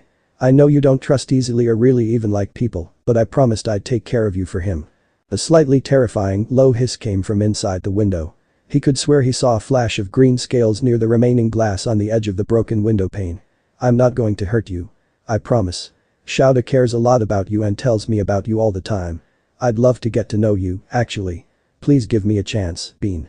The lizard growled again, the sound fading as he retreated further into the basement. That was a clear dismissal, so Hisashi got up to leave. He probably wouldn't have more than a week with Bean before his husband healed. Didn't mean he still couldn't try to befriend Bean, though. Now, how does one make friends with a lizard? Eraserhead never missed nights. Eraserhead never missed nights. In the entire time that Izuku had known him, as long as Eraserhead knew where he was denning, the man showed up with water and food. Not that he needed the food. He could hunt, after all. But he liked Eraserhead's visits. They were consistent and comfortable in his otherwise structureless, difficult life. Yet Eraserhead had already missed 2 whole nights. He couldn't even find the hero along any of his usual patrol routes when he went out to look. Pacing on the floor below the window, he waited to see if the man would come tonight. It was a little later than usual when he finally heard footsteps. The smell of tuna reached his nose as he crawled up the bookshelf. The usually appreciated snack masked the smell of a stranger. That was not Eraserhead. Oh. Hello, B. Izuku cut off the stranger with a growl, trying to sound bigger and scarier than he currently was. Why did a stranger know how to find him? He wanted the stranger to go away. Bean, wait, hold on. Shouta sent me. I'm his husband. Shouta? Who was Shouta? Why should Shouta's husband mean anything to him? He scrambled back down the bookshelf, knocking over a small table in his haste to hide. The following crash made him wince. Several flower pots now laid broken on the floor. He said you can understand him, so, hear me out, please. Shouta got hurt on patrol a few days ago. He'll come back when he's healed, but until then I'm going to come in his place, okay? Patrol. Gears turned in his mind, trying to work with the bits of information he was getting. Was this Shouta his Eraserhead? Was that Eraserhead's civilian name? Then this was the husband Eraserhead talked about. Still he was a stranger. Izuku did not say this stranger could come to his den. He did not say Eraserhead could bring strangers to his den. He wanted the stranger gone. Vines rose from the remains of the broken flower pots, launching one of the pieces out the window. There was a quiet yelp followed by a quieter sigh. I'm sorry, Bean. I know you don't trust easily or really even like people, but I promised I'd take care of you for him. No, he was not looking out the window to make sure he hadn't hurt his friend's husband. He did not care what happened to the stranger so long as he left. Eraserhead might be sad if he were hurt, though. Hissing out a warning, he made it clear that he did not want the stranger here. If they didn't leave, he would do something. Just not anything bad enough to make Eraserhead really sad. Because that would just make Izuku sad. I'm not going to hurt you. I promise. Shouta cares a lot about you and tells me about you all the time. I'd love to get to know you, actually. Please give me a chance, Bean. Growling again, he left the window to head for the stairs leading to the main floor. He'd practice with his quirk or something until that awful stranger left. Eraserhead better come back soon. The front door opened and then closed, signaling his husband's return. Except about 10 minutes passed after that without Hisashi coming to check on him. Should he risk getting scolded again to go check on him? Yes. Any excuse to get out of bed was a good one. He found Hisashi in the kitchen with an excessive amount of food spread out on the counters. Their little dining table had some more bags on it, along with a thick fuzzy blanket. He looked back at his husband just in time to see him pull a mouse out of a box. What the fuck? What are you doing? At his sudden and admittedly loud question, Hisashi dropped the mouse on the counter with a surprised shriek. Shouta. Don't sneak up on me. But what are you doing? Hisashi collected himself with a couple of slow breaths before picking up the, apparently very dead and very frozen mouse. Bean hated me. I told you that he would, Shouta reminded him flatly. Yes, I know. But I don't really want him to. Or at least, I don't want him to be that afraid of me, Hisashi explained, tucking the mouse into an unfamiliar bento box. He freaked out pretty badly, Sho. If you ever bring him home. When? When you bring him home, he cannot be that scared of me. He'll wind up hurting himself. Okay. How does that explain all of this? Easy. I went to the store and bought everything lizards like. There's quite a bit of variety if you don't know the type of lizard. Oh boy, he was going to overwhelm Bean. Obviously, I can't do the bugs. But I can pack a little bit of everything else. Fruits, veggies, meats, and yes, even a mouse. Lizards also like heat. I'm not sure if he could use or power a heat lamp, so I got a blanket. The thickest, softest blanket that I could find. I got it in black because of your costume. Well, this would be interesting. The stranger was back. Eraserhead was not. This was unacceptable. Listen, I know we got off on the wrong foot, Eraserhead's husband said, ignoring Izuku's growling. My name is Yamada Hisashi. And I would really like it if we could get along. Like hell that's gonna happen. I brought some peace offerings. From his place in the shadows, Izuku watched a man pull things out of a tote bag. First, I got you a blanket. It's not a heat lamp, but I figured it'd still be warm enough. If it isn't, I can just get you more blankets. The blanket in question was very plush. It looked like the kind of blankets people in movies pulled out in the winter, cuddling on a couch near a fireplace. Solid black, so it would blend into dark places easily, not drawing attention to him. Was that really for him? Second, while I did bring your usual tuna, I also brought a bento for you. A bento for a stray lizard. This man was weird. I wasn't sure what you would like. The internet wasn't super helpful if you don't know the type of lizard. Which we don't. My solution was to just add a little bit of everything that was suggested. There's an assortment of fruits, veggies, and meats in here. Suspicious, Izuku eyed the bento box with narrowed eyes. It was a green two-tiered bento with Totoro designs on it. Kind of bright, but his blue dish from Shouta was too. Not as bright, though. Eraserhead's husband opened it, setting out the two trays within reach of the window. As promised, they were both filled to the brim with sample-size servings of several foods. He spotted some lettuce, yellow squash, melon, strawberries, salmon, a meatball, carrots, and even a whole mouse. There were also plenty of things that he didn't immediately recognize. Whatever you like the most, I'll bring more of, the stranger declared cheerfully. Did this stranger really expect him to eat while the man was still there? How else did he intend to determine what Izuku liked most? Would Izuku eat this? What if it was poisoned? Then again, Eraserhead's husband probably wouldn't want to make his spouse sad by killing Izuku. Now Shouta did mention how you wouldn't eat while he was around for most of the past year, and I don't want to rush you anyway, since it's a lot of food. So I came up with this. Out of the tote bag came a large folded paper. Once it was unfolded, Izuku found himself looking at a giant chart decorated with stickers and glitter. Images of all the foods presumably in the bento were pasted onto it with empty squares next to each one. This man was doing way too much for a stray lizard. He didn't know whether to be insulted or impressed. I wasn't sure if you could read. Insulted it is. That's why I put pictures of the food. As for how you'd rate them, can you count? Izuku huffed, offended even if the question made sense for the situation. Right, just checking. I was thinking that you could use your claws to poke holes in the squares, rating them 1 to 3. Low would be 1, while 3 is high. Leave it blank if you hated. Eraserhead married this man. Was he drunk when he did? I can come by in the afternoon tomorrow during my lunch break to pick up your responses. Then I'll pack tomorrow night's bento using it as a reference. Sound good, Bean? Seriously? Where did Eraserhead find this person? Enjoy your meal, the stranger said, already getting up to leave. He didn't even wait for a response to his question. Not that they hadn't agreed upon communication anyway. Not the way he and Eraserhead did. Because Eraserhead was not a stranger and was supposed to be here. After waiting a bit to be sure the stranger was gone, Izuku crawled out of his flower shop to retrieve the food and water. He had to make a second trip for the blanket. And with a bit of hesitation, he decided to bring the stupid chart inside. It couldn't hurt to try it out. Come on, the stranger even put glitter on it for him. He had to take it inside. Monitor lizards are indigenous to Africa, Asia, Australia, and Indonesia, living in habitats as varied as deserts, forests, and savannas. Some monitors are primarily terrestrial, while others are arboreal.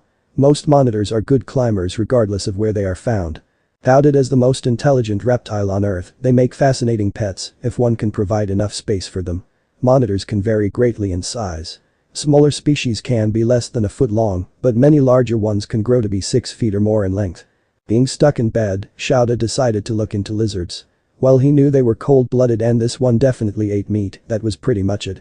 Just from seeing part of Bean's leg along with his general size, he was able to rule out most lizards. Monitors had similar feet. Scaled skin with large dark claws. They were one of the largest reptiles out there. Even if he was wrong, Bean had to at least be similar physiologically, right? Watching videos about how to care for monitor lizards seemed like a good start. As is true with all monitor species, the more room you can provide your pet, the better. Large screen-walled habitats with wooden framing and screen roofs to accommodate overhead lighting apparatus are the most cost-effective way to house your monitor. Arboreal species such as the black tree monitor will require a vertical arrangement. And terrestrial species require plenty of horizontal space. Of course, he wasn't going to be putting an obviously quirked animal in an enclosure. But just as his cats had toys, beds, and a cat tree in the apartment, he wanted there to be things for Bean. He was probably arboreal given how often Shouda found him in trees. Although, his dens were always more like burrows on the ground. Or under it. Perhaps he was a mix of both types. More importantly, could he even get an actual tree into the apartment? He could probably ask Power Loader for help building something. If he texted his Ashi now, he could ask their mutual coworker while he was still at UA. Half feral. Can you ask Power Loader if he can make an apartment-sized tree? Sunshine. What the fuck show? Half feral. For Bean. Just to see if it's possible. Sunshine. Sunshine. Fine you weirdo. For Bean. In the daylight, his Ashi could see just how rundown the abandoned shop was. Would Bean get sick if there was mold growing in there? Shouda had mentioned seeing possible mold on Bean's leg already. Would Bean flee forever if he went inside to check? Probably. Still, he was worried. He took a picture of the storefront to look up the address in the public records later. The extremely narrow alley looked worse in the daylight. There was way more broken glass than he thought. Not just from the window but from bottles too. Nails and trash were scattered around as well. Could lizards get tetanus? Maybe he should bring a broom back here sometime. Dismissing the idea of cleaning up for now, he headed to the pallet the bowl was behind before. It was gone now. But pushed further behind the pallet was the bento, somehow stacked neatly, and the food list, folded the same way he'd had it before. Obviously, Bean had quite a bit of dexterity if he was able to do all that. Good to know. After he gathered up the bento and list, he knelt down to peer in through the window. Bean wasn't anywhere inside, and the basement was silent. A bit of sunlight managed to get in through a few small, dirty windows, lighting the basement dimly. It looked nice enough. Safer for a stray animal than the streets. It was cleaner than he expected it to be. Briefly, he wondered if Bean had cleaned it up. If that lizard was capable of neatly folding paper, his Ashi could see him also being capable and aware enough to clean. He hoped that was the case. If it was, he wouldn't be as worried about Bean getting sick out here. Satisfied with his peek into Bean's home, he headed back to work. He was excited to share the list with Shouda tonight. The urge to read the list now was hard to fight off. But Bean was his husband's problem lizard. He deserved to see the list at the same time. He did, however, look up the building that Bean was hiding out in. Previously named Chaisana Hanataba, it was owned by an elderly woman. Writing down her number, his Ashi made plans to call her about it later. Was he ridiculous for thinking about buying a building for a stray lizard? Yes. Yes, he absolutely was. But he didn't care. Staring at the list unfolded and spread out on their dining table, he couldn't help but chuckle. His Ashi had apparently told Bean that he wasn't sure if the lizard could read. Bean responded by writing the numbers instead of poking holes into the paper. Shaky horizontal lines drawn with blue crayon made up the kanji for the numbers. Granted, 1, 2, and 3 were simple kanji but it's not funny. It's good to know he can read. His Ashi squawked in reaction to Shouda's amusement. Yeah. And it's also fucking hilarious, Shouda argued, still lightly laughing. This is spite. He did this out of spite. Sounds like someone else I know, his Ashi grumbled, turning his attention back to the list. I'm not even going to deny that, Shouda took the jab in stride. I run on spite and coffee. His Ashi rolled his eyes and didn't bother replying to that. Looks like he likes seafood. Tuna, salmon, and shrimp are all highly rated. All of the berries are too. Absolutely no celery. Got it. You put strawberry mochi in there? There wasn't anything saying I couldn't. It only got a 1 though. Steak and the meatball are high. I guess he likes beef, Shouda observed. No to the mouse though. I would have thought he'd like that, his Ashi pouted. He can catch his own mice. And other rodents, Shouda pointed out. Ah. That makes sense. It looks like he also likes venison. Where did you even find deer around here? Shouda asked, a little surprised. Game meat wasn't really commonly found in cities. I found a little specialty store that had some dried meat, his Ashi told him, looking a little excited by his discovery. They said they can get fresh meat if you special order it. The owner has a brother who lives in Nagano. He does the hunting. You'll have to take me there sometime. Already planned to. They have imported coffees and custom blends too. Okay, that might be his new favorite place. Of course, second to the locally owned cat cafe that will always be number one in his heart. Nothing will ever surpass that cafe. I think I'll make him a salmon and berry bento tonight, Hisashi decided with a smile. Just food tonight. Nothing else to bribe him with. Shouta teased. I will have you know, I have found a way to guarantee the safety of that little shop he's hiding out in. Hisashi beamed, clearly proud of himself. No one else will go in and find him or drive him out of there. If you agree, that is. Agree to what? Shouta frowned, suspicious. To buy the building. Hisashi revealed with jazz hands. It was a ridiculous idea, especially considering Bean might not even stay there. He hasn't stayed anywhere else yet. But out of curiosity, how would we do that? I already spoke to the owner, Ano-san, and she said she was open to selling it. I guess she was forcibly retired due to illness years ago, and none of her kids were interested in taking over. He might not stay there very long, Shouta warned. Or maybe he will stay because he'll finally have a protected place. The blonde did have a point. And it would be nice to have Bean nearby long term. Until he convinces the lizard to live with them. Sand slipped through his fingers as he dug into the ground. When his claws finally clicked against something that was not sand, he pulled it out. A shark tooth. He added it to his little pile of things that he dug up on the beach today. He'd mostly found sea glass and seashells so far. He was also trying very hard not to think about how mean he was being to Yamada. Obviously, if Eraser had trusted the man and even married him, he was safe. He knew that. When he was in his human form, at least. In his dragon form, he just couldn't ignore the blaring warning of stranger in his mind. Ignoring his instincts while in dragon form could be difficult. That was something he'd learned pretty soon after discovering it. Usually, they were useful. His instincts had kept him alive so far. Fed and relatively healthy. The chances that Eraserhead's husband would ever hurt him were incredibly low, but because he didn't know the man, his instincts just couldn't handle the sudden new presence. The little crab attached itself to one of his claws with a vice grip. It didn't hurt. While his claws did have nerves, they were only at the root and were heavily protected. For a second, he considered eating the crab. Instead, he let it go closer to the seawater. Returning to his search, he started digging a little further up the beach in drier, more unstable sand. About a meter away from where the trash pile started, he found fewer beach treasures and more trash treasures. A few bolts, a red panda keychain, yen coins, and even a spoon. He kept digging until he was in the zone, spaced out and lost in his own thoughts again. Yamada seemed familiar outside of his dragon form. Now that his head and heart weren't screaming stranger at him, he could swear he recognized the man. Had he maybe seen a picture of him on the lock screen of Eraserhead's phone or something? Either way, Yamada was really nice. He was probably safe. He brought delicious food and a warm blanket. And yet Izuku had thrown a flower pot at him. He had to apologize somehow. How do you apologize to someone that one entire half of your being can't stand? Writing an actual note while in his human form would be too much. Writing the kanji for numbers was different. If he tried actual sentences. Yeah, they'd figure out he's not just a lizard. He couldn't apologize in person because he'd need to be in his dragon form and his instincts would never go along with that. If he left a gift while in human form, maybe that would work. What would Yamada like? Looking over his pile of today's finds, he considered the options. After a bit, he decided on the cream-colored agate that had been polished by the ocean waves. He nibbled on it a little to make sure that it passed the bite test. What was the bite test? Whether it was biteable or not. It made a nice sound between his teeth, so it passed. This would be Yamada's gift. Hearing and seeing nothing at the window, Hisashi headed over to the blue bowl's usual hiding place. He opened a water bottle and was just about to pour the contents in when he noticed that there was something in the bowl. Oh. Shouta had mentioned this. The little gifts from Bean. Picking up the object, he found himself holding a pale polished rock. It was too dark in the alley to see it very clearly. With a soft smile, he finished filling the blue bowl with water. Then he took the bento he made out of his bag. Sushi grade salmon and a mix of several kinds of berries. Did a lizard need sushi grade? Probably not. But Hisashi would rather be safe than sorry. Quiet scratches came from the window indicating Bean's arrival. Hisashi turned to the window but, of course, saw nothing. Hello Bean. Thank you very much for the gift. Hissing answered him, but it seemed less threatening than before. Like Bean was still nervous about his presence, but not as angry as he was before. Shouta gets his stitches out on Thursday. I doubt I'll be able to keep him resting once that happens.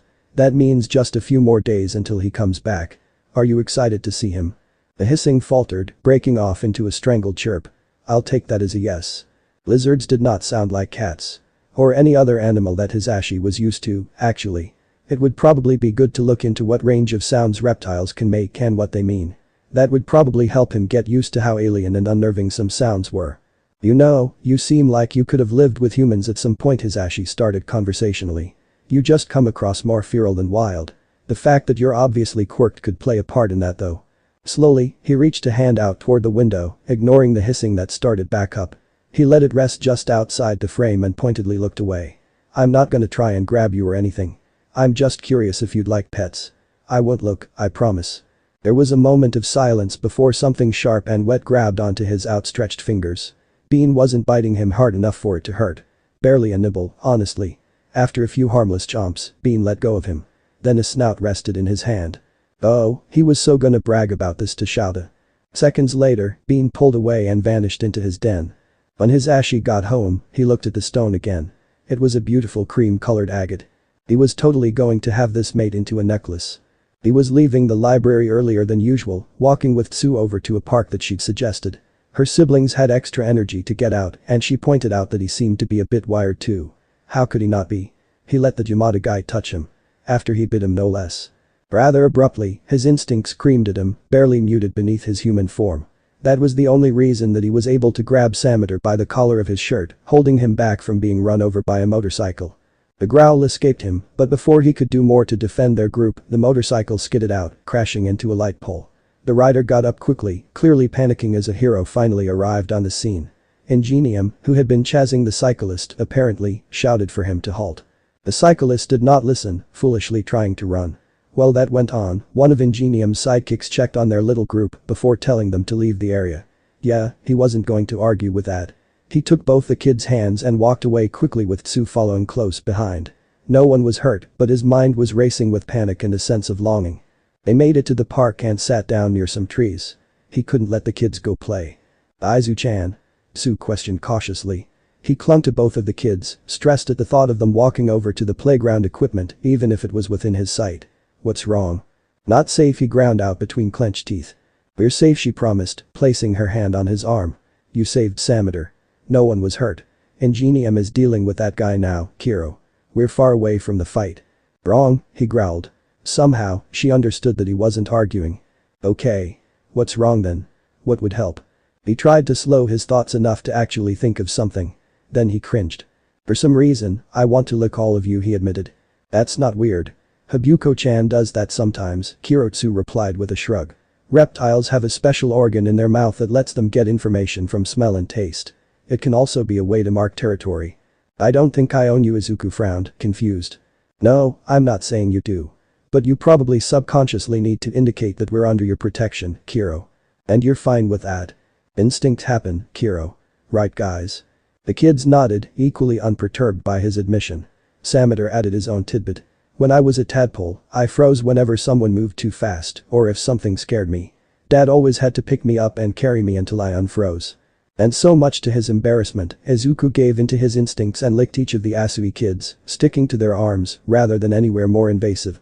Oddly, that panic and longing died down almost immediately after he did. Great. Now he's someone who licks people. Being licked wasn't really that weird in the world of animal mutations. But Izu-chan's complete lack of awareness of his own instincts was strange. He acted like he'd never experienced them before. That was really concerning. Had he been suppressing them this whole time or had he just never had anyone that he was close with before? Either option was worrying. Tsu watched her friend while also keeping an eye on her siblings as they played. He seemed a lot more relaxed now, but something might trigger his instincts again. Dangerous situations tend to stir up repeated flares of instincts. And Izu-chan clearly didn't know how to deal with them. Hopefully, he would be okay once they split up for the day. That's it. I'm coming with. Absolutely not. You need to get your stitches out first. But he let you touch him. I need to see him. You need to rest and heal. I met him first. Really, Sho? You're being childish. Stop pouting and get back in bed. I'm a grown man. You can't tell me what to do. Don't make me get Namuri in here to knock you out. I'm going to go lay down. That's what I thought. People always assumed Hisashi was the dramatic one, and while he could be, Shouta was just as bad if not worse at times. That's one of the reasons they were a good match. They could both tell when the other was exaggerating and when they were genuinely distraught over something. Polar opposites according to others, but somehow perfectly in sync. He was fully prepared to let Bean know about how much Shouta missed him, but the alley was so cluttered that he couldn't get through. Where had all this stuff come from? Most of it was trash. Was the owner of the neighboring shop dumping garbage here now? Bean? Hisashi called quietly into the alley. Bean, I can't get through. It was silent for a little too long. His heart dropped. Bean. Had he fled because of the trash? Did he not feel safe here anymore? How would they find him again? This is how Shouta felt every time Bean dropped off the grid, wasn't it? It was awful. The quiet scratching gave him a sudden flare of hope before he yelped, dodging a shovel that suddenly fell from the top of the trash pile. He looked up just in time to see the tip of a green, scaly tail disappear from sight. Were there leaves stuck to him? Bean, are you okay? It was quiet again until a clawed limb stacked an empty soup can on top of a tattered cardboard box. Bean was putting the trash here. On purpose. Had he upset the reptile somehow? Did I do something? Hisashi asked, simply watching as more trash periodically appeared on the pile. Or are you cleaning? Do you need help? He waited for any indication of either being the reason. Bean ignored him and kept stacking trash. Bean, I'm kind of worried here if I did something, I'm really sorry. The rasping, nearly whispered reply made him freeze in shock. Safi. Bean can speak. More importantly, unsafe. As in, I'm unsafe. Why would Bean suddenly, growling, cut off his panic? Bean usually used that in place of a no reply. Not me. Then did someone else come by here? Fortifying his den against an invader would make sense. But then, did someone else know that Bean was here? Would they come back to try and catch him? There wasn't a response this time. He wasn't sure if that indicated a yes or a no. Can I help somehow? Hisashi offered. He wasn't sure what else he could do right now. Again, Bean didn't respond in any way. Standing there awkwardly, he considered the situation. He could stay. Make sure no one comes around to hurt or take Bean. Getting tonight's bento through the trash wall would be hard. Maybe if he placed it on top, Bean could retrieve it. Several minutes had passed when the tip of a scaly snout poked out of the trash wall. The rest of Bean was obscured, as always, but that was fine. He could take his time revealing himself. They'd expect nothing less. Holding out his hand to the snout, he waited to see what Bean wanted. Puffs of warm air settled over his skin as the lizard sniffed him. Then his fingers were nibbled again, even gentler than the first time Bean had done that. Finally, the back of his hand was licked, coated in saliva by a wriggling forked tongue, before Bean retreated back into the wall. All lizard kisses. I'm gonna leave the bento on this box, okay, Bean. A quiet chirp replied this time. Once he'd placed the bento, he decided to leave. He would stop by in the morning to check on Bean. And again during his lunch break. And on the way home. He was just worried, okay. That was perfectly reasonable with how strange Bean was acting. After parting ways with the Asui kids, Izuku found himself tense and pacing his den. It wasn't because his friend and her siblings left though. He didn't feel like chasing them down and holding onto them forever the way he had earlier. It was something about his den this time. Wrong. It didn't feel safe enough. First, he tried digging into the floor of his little sleeping nook. As strong as his claws were, he couldn't dig up concrete. Burrowing deeper for safety wasn't an option. Second, he considered blocking off the broken window. But there were other windows. And upstairs there were more windows and even doors. So many ways to get in. His third idea was to block off the alley. If it was overflowing with trash, no one would want to come around, right? The usual stranger still did. But he couldn't get in. Izuku's defenses worked. For some reason, he felt the same urge to lick the stranger as he did with Tsu and her siblings. So he did. The stranger was his now. When he woke up the next morning, Izuku felt a lot better. Exhausted, but better. The feeling of wrong was finally gone. He felt less defensive and was back at his normal levels of territorial feelings. Now that he felt normal again, he was starting to regret the trash wall he built. Not only would he have to take it down, but he wasn't able to get any water last night after blocking out his stranger like that. At least he still got the bento. Stretching and shifting into his other form, he stood up to approach the green box he'd left on a cleared-off work table.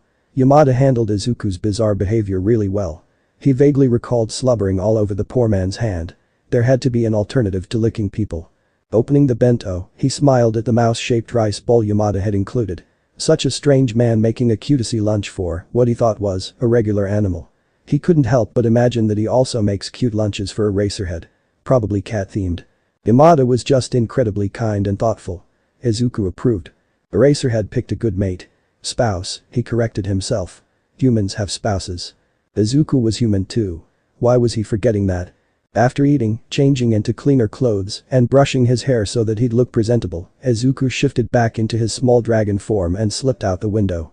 With a silent apology to the city sanitation workers and his neighbors, he knocked the trash wall down into the conjoining street.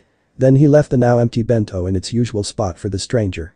He shifted back a little ways away from the alley where he was sure he wouldn't be seen. From there he headed off to his first stop of the day. A beach. Not his trash beach. A clean one where people actually could hang out and swim. The reason he went here was that they had public bathrooms that had showers so that people could rinse off the salt water before going home. There usually weren't many people there this early in the day. They were at work or school. That meant he could get some relative privacy and wouldn't have to risk people complaining about him. One thing he'd learned is that people don't like when homeless folks hang around and they'll either bully them away themselves or get some authority to do it. Like a cop or a manager. Walking there in his human form took a good chunk of time. He preferred when he could fly around at night. It was faster. When he got there, the on-duty lifeguard recognized him and waved from his chair. The only other people on the beach were an older couple having a picnic date and a young woman by herself reading. The bathrooms were empty when he got to them. He set down his backpack and took out a folded plastic tarp and some clothespins. A makeshift curtain in case anyone came in. That had happened a few times. Then he got out some 3-in-1 soap that he admittedly shoplifted. Money was hard to come by, okay. He paid for things when he could. He showered as quickly as he possible, not wanting to be there for very long. Then he dried off with an old shirt that was too small to wear, got dressed, packed up his things, and headed out with damp hair. It would dry as he walked to the next place. Next was the library. It's where he spent the majority of his time. He'd use the computers for his online classes while it wasn't too busy. When schools let out, Sue and her siblings would show up. When they did, he'd either work on worksheets he had printed out or just read for fun. Not that Sue agreed with his assessment of Quirk theory. Principles and applications being fun. There were over 15 books in that series. He was already on the 7th. Today, he actually had something specific to look up. Information on his own quirk. Lizard quirk. Why do I lick people? Mutant quirks. Territorial instincts. How to deal with territorial instincts. Can you ignore quirk instincts? What is instinct storm? Instinct storm, or a feral state, is a phenomenon that happens when quirk instincts get out of control. Adrenaline, norepinephrine, and cortisol are released in excessive amounts which cause stress, panic, and extreme tunnel vision in mutant quirked individuals. The exact nature of these episodes vary depending on the specific quirk. Feral mutants become trapped in their baser instincts. These episodes can be triggered by trauma, fear, pain, or health issues. Suppressing natural quirk instincts can also result in instinct storm due to the stress this puts on the individual's mind. People in a feral state may become hyper-focused on specific things, uncharacteristically aggressive, or even dangerously depressed. If the instincts experienced during a feral state are further ignored or unable to be fulfilled, this can make the individual physically ill. Severe cases can result in death. Oh. Well, that wasn't good. No wonder Sue didn't mind him licking her. People could literally die if they ignored quirk instincts. That was probably just in extreme situations though. So the run-in with that cyclist the day before had made him fearful. He feared for Sameter's safety, and that triggered protective instincts. That made sense. But why had he built the trash wall outside his window? Would feeling protective for the Asui kid somehow extend to also feeling protective of his den? Or was he also subconsciously afraid for his own safety? A few more searches didn't really turn up any answers to those questions. Mutant quirks were just so varied that it was impossible to record every aspect of them. It probably didn't help that dragons were uncommon. Pro-hero Ryukyu was the only one he really knew of. He still felt bad that she got questioned by police because of him. Frustrated with the lack of answers, he switched over to his online classes. School came first. If it weren't for the bento tucked safely in its usual place, his Ashi would have assumed the worst happened with the trash wall knocked over. Whatever reason Bean built it for, it seemed to have fulfilled its purpose. And as before, a peek in the window revealed an empty basement. He wondered if Bean was hidden away sleeping or if he went somewhere during the day. Picking up the bento, he was ready to head back to work when he heard something rattle inside the plastic box. He opened it and found a mottled brown seashell. The kind hermit crabs wear. Oh, another Bean gift, he murmured happily to himself. He was winning him over. Do you know about Instinct Storm? Sue stared at him with visible concern. Yeah, did you not? No. Her eyes widened a bit, hinting at her alarm. Didn't they warn you about that in quirk counseling, Kiro? He winced. I never had quirk counseling. What? She screamed, louder than he'd ever heard her before. The librarian shushed them and she apologized before turning her attention back to Izuku. What do you mean you never had quirk counseling? Did your schools bar you from it? Because that's extremely illegal, Kiro, not to mention blatant discrimination. There wasn't, I didn't. He hesitated, wondering if he could really tell her. Probably. If not, it was better to lose her now than after he'd gotten even more attached. I'm a late bloomer. So during the grades when kids got quirk counseling, I was assumed to be quirkless. And they didn't get you quirk counseling as soon as it manifested? She demanded, seemingly ignoring the used to be quirkless part of his confession. I wasn't in school after it manifested. But you said you were oh. You were bullied for being quirkless, Kiro. Yeah. What about your parents? They could have signed you up. I'm sure my mom would have, if she were alive. Sue faltered, more stunned by that admission than the quirkless one. She took a few moments to think over her words before speaking again. I'm sorry, Izu-chan. I kind of figured you were an orphan, Kiro. I hope that's not rude. But I hadn't considered for how long. Why else would a kid my age be homeless unless they were an orphan, disowned, or a runaway? Izuku shrugged. Either way, no parents in the picture. It's a fair guess. Did you run away? From foster care? She asked. No. I ran away to avoid going into foster care at all. She nodded, absorbing the information. That makes sense, Kiro. I'm aware that it's not a kind system to many kids, let alone someone quirkless or with a mutant quirk. I'm safer on my own. But is it the safest option? Sue questioned sadly. I mean, you don't even know about your quirk instincts, Kiro. I've been learning as I go, he defended weakly. I'll teach you, Kiro. And you're gonna sleep over more often now, got it? Yes ma'am. I'll ask Kabuko-chan if there are any common reptile-specific instincts she can think of, Sue said as she hugged Izuku goodbye for the day. You can try them out and see if they feel like something you've been missing, Kiro. Okay, Izuku agreed. She had scolded him pretty harshly when he admitted to sometimes intentionally ignoring instincts. And then other times just because he couldn't figure them out. Are you sure you don't want to come over for dinner? She asked again. I have something to do. And I don't usually have trouble getting food, he assured her. Do you have a job, Kiro? No. I'm just training. For? The Get Into UA's hero course. How have I known you this long and not known that you're also trying to get into UA? You didn't ask, Izuku shrugged. Plus, he was used to people laughing at him any time he mentioned wanting to be a hero. He'd learned not to say anything. Old habits die hard. She gave him a considering look before smiling softly. I think you'll be a great hero, Kiro. Scales rippled over his cheeks as he blushed. No one had ever said that about him before. Looking over the edge of the fridge he'd landed on and surveying the distance from the broken down car, he decided that he might be ready to try jumping across rooftops in his human form. He'd been steadily increasing the distance for months. This particular gap gave him confidence that he wouldn't miss some of the wider jumps between buildings. Would a human boy doing parkour attract attention, though? What daylight heroes even hang out on the roofs in Musatafu? None that he knew of. It should be fine. Next week, he'll switch up his training location temporarily. For now, he hopped down from the fridge to push it back another couple of inches. It was difficult to push the damn thing on the beach with his feet slipping through the loose sand. It took a while before he was even able to move it this far. For all the enhanced senses and reflexes that he got, he did not gain enhanced strength. Even if his dragon form seemed stronger. He was pretty sure it was just the musculature of his dragon body, combined with a difference in gravity and additional limbs that made his other form seem stronger. Proportionally, at least. So yeah. No strength enhancement with his quirk. It made Izuku eventually realize that he needed to add some strength training to his regimen. Yes, he would be focusing on agility. Yes, strength training would be hard for him. But if he could at least reach higher levels of normal, non-quirk strength, it would help him a lot. Even having leg strength could improve his agility.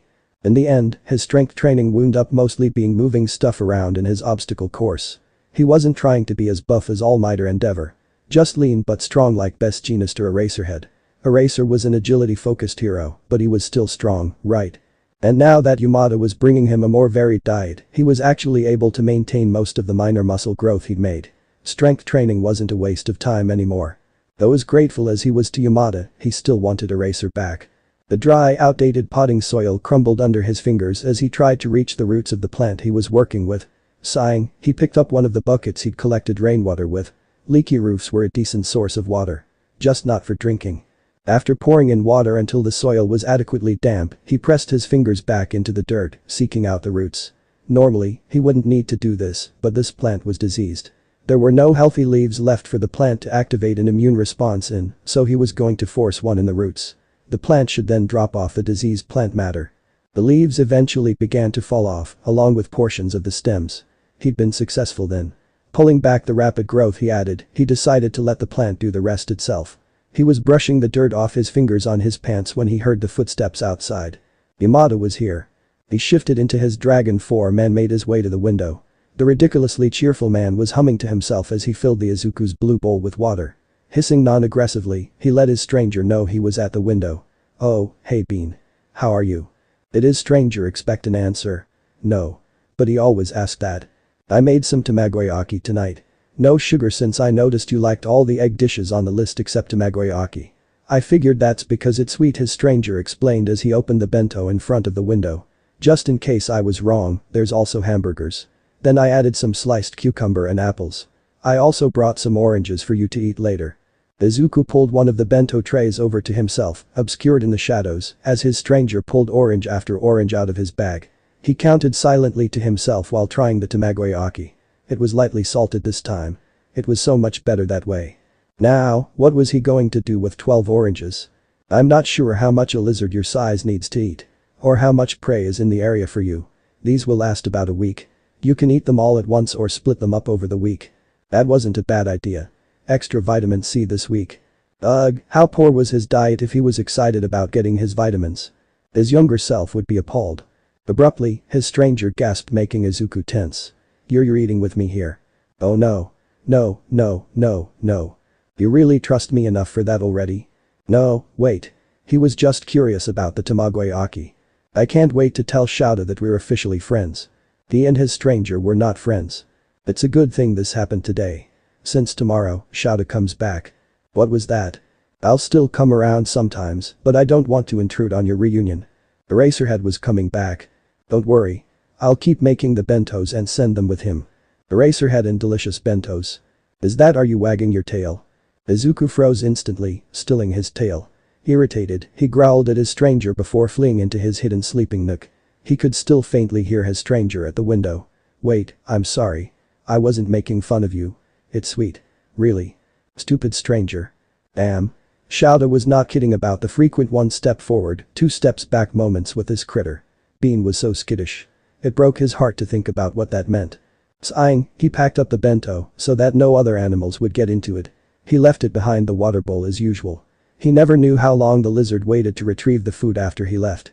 Shouta had once mentioned waiting hours to spot him because Bean stayed hidden that long. Extreme paranoia in an obviously hurt quirked animal. So another Nezu, in a way. Maybe they should reach out to Nezu for advice. He headed home, finding his husband waiting up for him on the couch. How'd it go? He ate the tamagoyaki while I was there. I think we're friends now. How are you winning him over so fast? He even tried to speak to you. I'm used to dealing with you, my love. Shouta narrowed his eyes. With a huff, he turned back to what he'd been watching. Another lizard documentary. I finished going over the finances. Buying the building is more than possible for us. Mostly because Ano-san is insisting on selling it well below market value. We should give her more than what she's asking anyway, his Ashi frowned. Obviously. I budgeted for that too. With a smile, he curled up on the couch next to his husband, cuddling into his uninjured side. There was another one of the many reasons he loved this man. Too excited to sleep, Izuku took to the rooftops, gliding across the alleys. He stopped when a burst of blue fire cut him off. Peeking down into the alley he just tried to leap over, he saw a man with a smoking shirt run away from another man in a long leather coat. The seconds weighed heavily in the air until the man who made the fire slumped down against a wall. That's it. Next tweaker who stabs me is gonna become a roast, the man muttered. Then he leaned his head back, catching sight of Izuku atop the roof. Fantastic. I'm hallucinating. Every inch of the alley was drowned in the scent of blood. Letting the man die wasn't an option if he was going to be a hero. Slinking down the wall, he hid in the shadows, analyzing. He had to do something to help.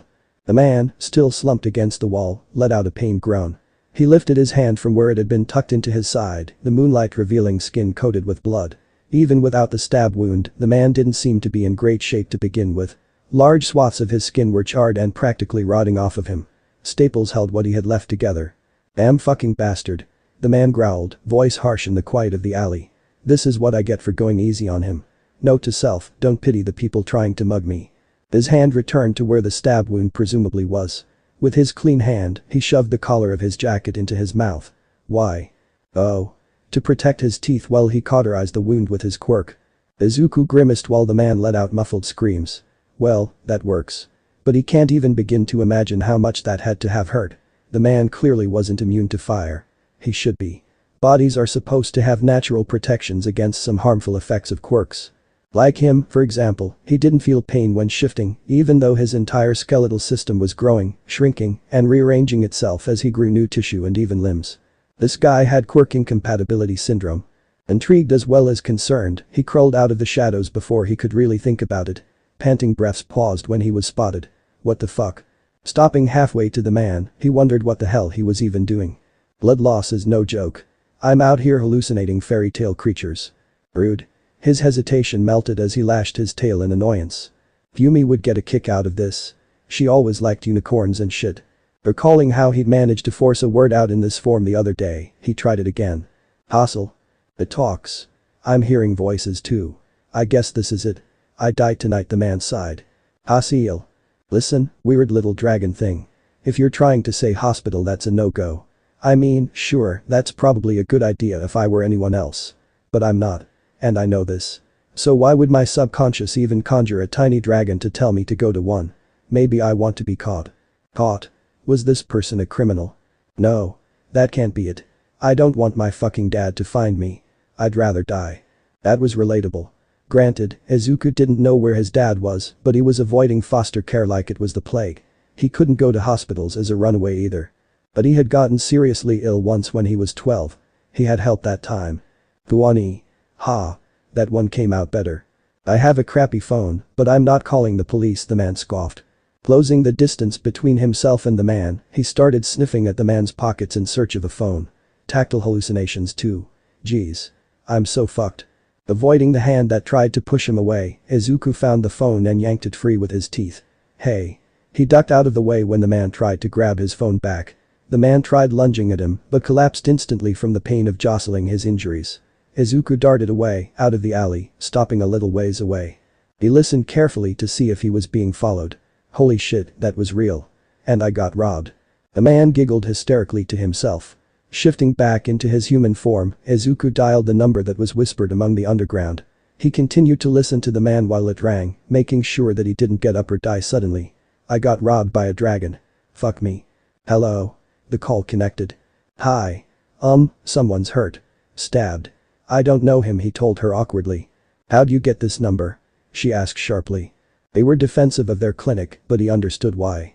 An underground, unlicensed clinic treating everyone indiscriminately from homeless kids to abuse victims to major villains. They needed to stay a secret to all but those who needed them. I was a prior patient. A few years ago. Izuha. I had pneumonia. Right, yes, the lizard Quirk child. I remember. Her voice softened. Why does this person need our help? He mentioned hiding from his father. I'm not sure about the details. Location. He wandered a little further away in search of a street name. When he found one, he relayed it to her along with directions to the alley. Will you be there when we arrive? A fair question. No. Okay. Someone should be there for him in 10 to 15 minutes. She hung up first. With help on the way, Izuku shifted back and brought the phone back to its owner. The man was still lying on the ground where he fell. He groaned when he saw Izuku. I don't have any cash. Just the phone, the man muttered.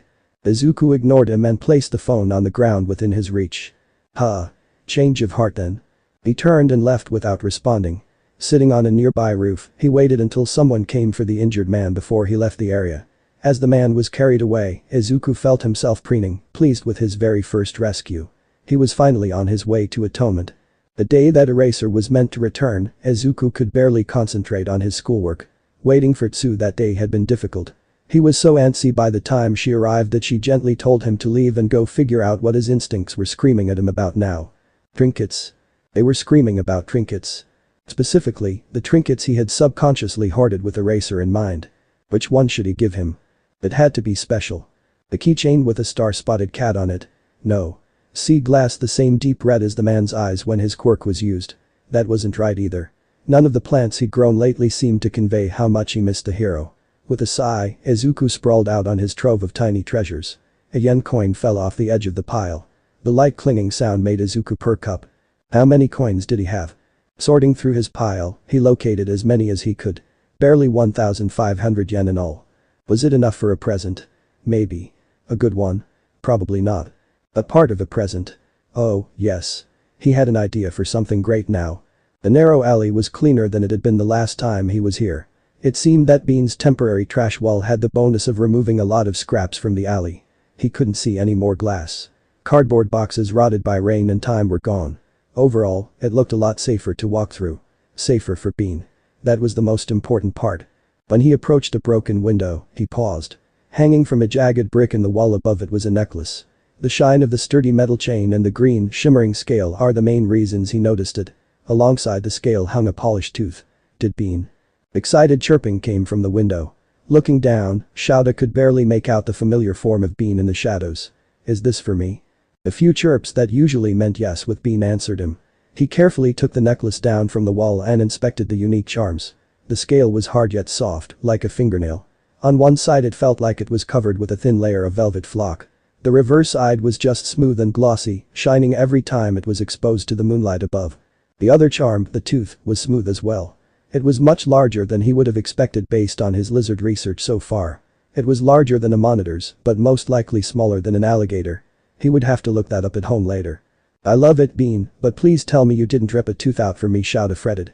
Scales were shed pretty often according to what he's read, so he wasn't as worried about that. Blues? Bean rasped, surprising him. Sure, his Ashi said that he could, but Shouda hadn't thought Bean would speak to him yet. And actually hearing Bean speak, well, it sounded like he badly struggled with speech. That was probably why he hadn't before. It was a loose tooth. An affirmative chirp followed. Shouda sighed in relief. Okay. As long as you aren't maiming yourself. I don't want to see you hurt. Setting down the bento he brought, he settled in to chat with Bean for a while. I've missed you. Bedrest sucked, he told the lizard as a scaled limb reached into the light for the apple slices his Ashi prepared. His Ashi overreacted. I was fine. Bean hissed in disagreement. Wonderful. Another person to hound him over his health. I'll ask Kabuko-chan if there are any common reptile-specific instincts she can think of, Tsu said as she hugged Izuku goodbye for the day. You can try them out and see if they feel like something you've been missing, Kiro. Okay, Izuku agreed. She had scolded him pretty harshly when he admitted to sometimes intentionally ignoring instincts. And then other times just because he couldn't figure them out. Are you sure you don't want to come over for dinner? She asked again. I have something to do. And I don't usually have trouble getting food, he assured her. But you have a job, Kiro. No. I'm just training. For? The Get Into UA's hero course. How have I known you this long and not known that you're also trying to get into UA? You didn't ask, Izuku shrugged. Plus, he was used to people laughing at him anytime he mentioned wanting to be a hero. He'd learned not to say anything. Old habits die hard. She gave him a considering look before smiling softly. I think you'll be a great hero, Kiro. Scales rippled over his cheeks as he blushed. No one had ever said that about him before. Looking over the edge of the fridge he'd landed on and surveying the distance from the broken down car, he decided that he might be ready to try jumping across rooftops in his human form. He'd been steadily increasing the distance for months. This particular gap gave him confidence that he wouldn't miss some of the wider jumps between buildings. Would a human boy doing parkour attract attention, though? What daylight heroes even hang out on the roofs in Musatafu? None that he knew of. It should be fine. Next week, he'll switch up his training location temporarily. For now, he hopped down from the fridge to push it back another couple of inches. It was difficult to push the damn thing on the beach with his feet slipping through the loose sand. It took a while before he was even able to move it this far. For all the enhanced senses and reflexes that he got, he did not gain enhanced strength. Even if his dragon form seemed stronger.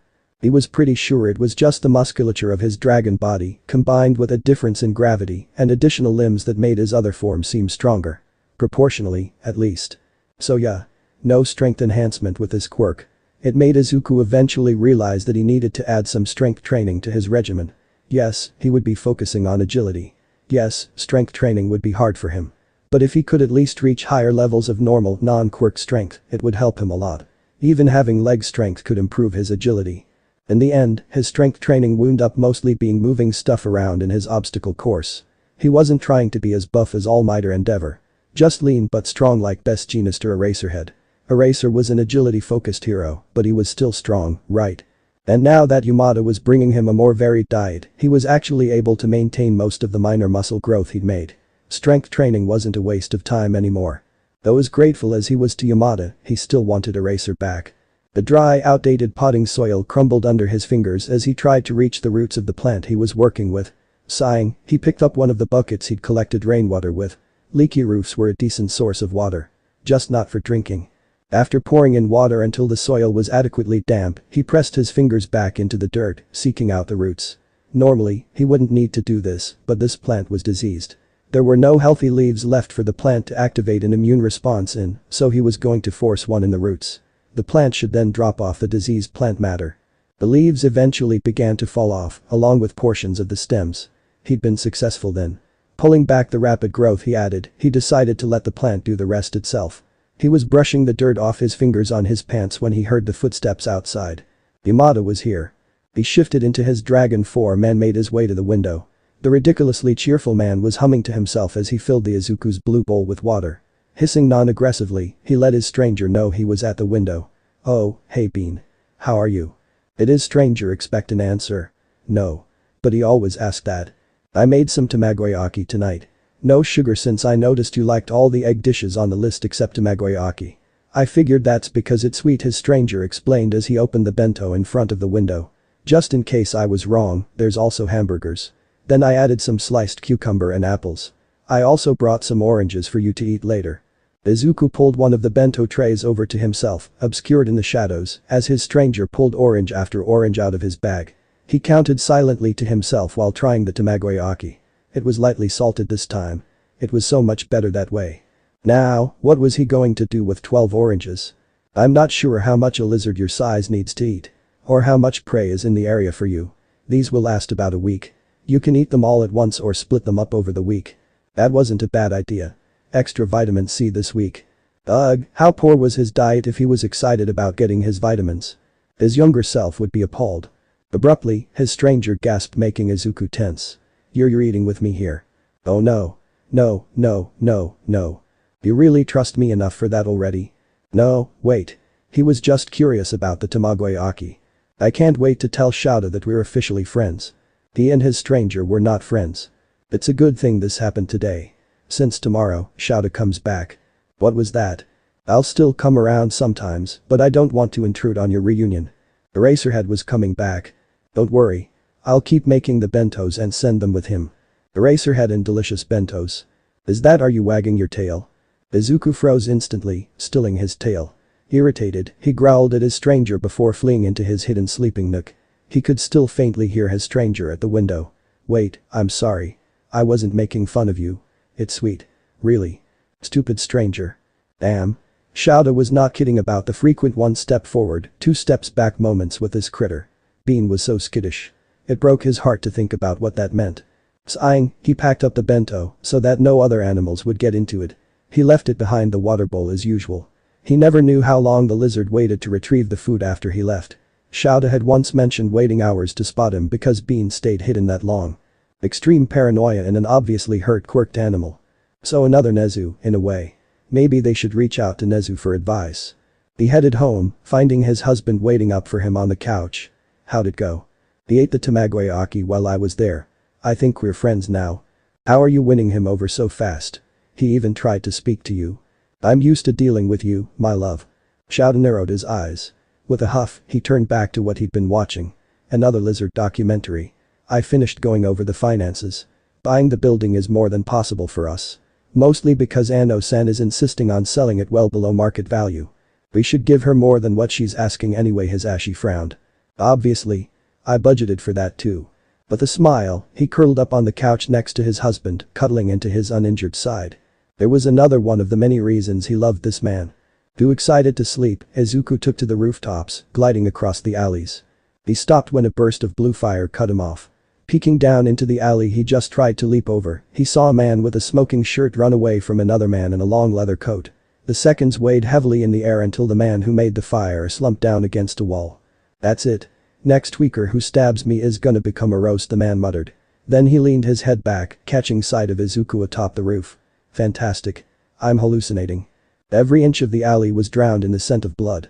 Letting the man die wasn't an option if he was going to be a hero. Slinking down the wall, he hid in the shadows, analyzing. He had to do something to help. The man, still slumped against the wall, let out a pained groan. He lifted his hand from where it had been tucked into his side, the moonlight revealing skin coated with blood. Even without the stab wound, the man didn't seem to be in great shape to begin with. Large swaths of his skin were charred and practically rotting off of him. Staples held what he had left together. Damn fucking bastard. The man growled, voice harsh in the quiet of the alley. This is what I get for going easy on him. Note to self, don't pity the people trying to mug me. His hand returned to where the stab wound presumably was. With his clean hand, he shoved the collar of his jacket into his mouth. Why? Oh. To protect his teeth while he cauterized the wound with his quirk.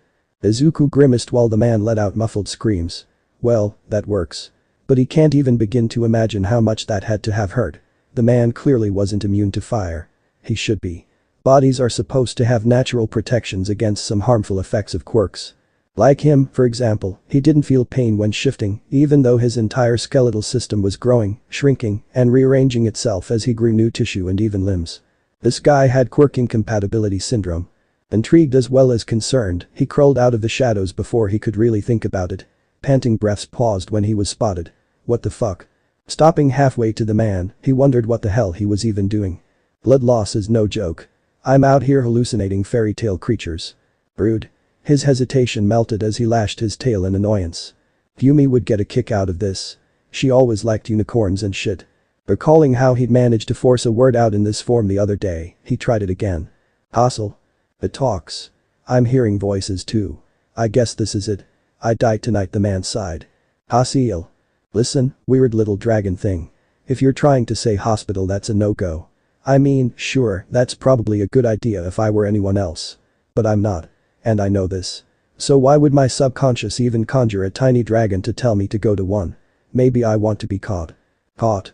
Was this person a criminal? No. That can't be it. I don't want my fucking dad to find me. I'd rather die. That was relatable.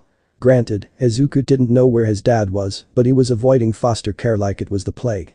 He couldn't go to hospitals as a runaway either.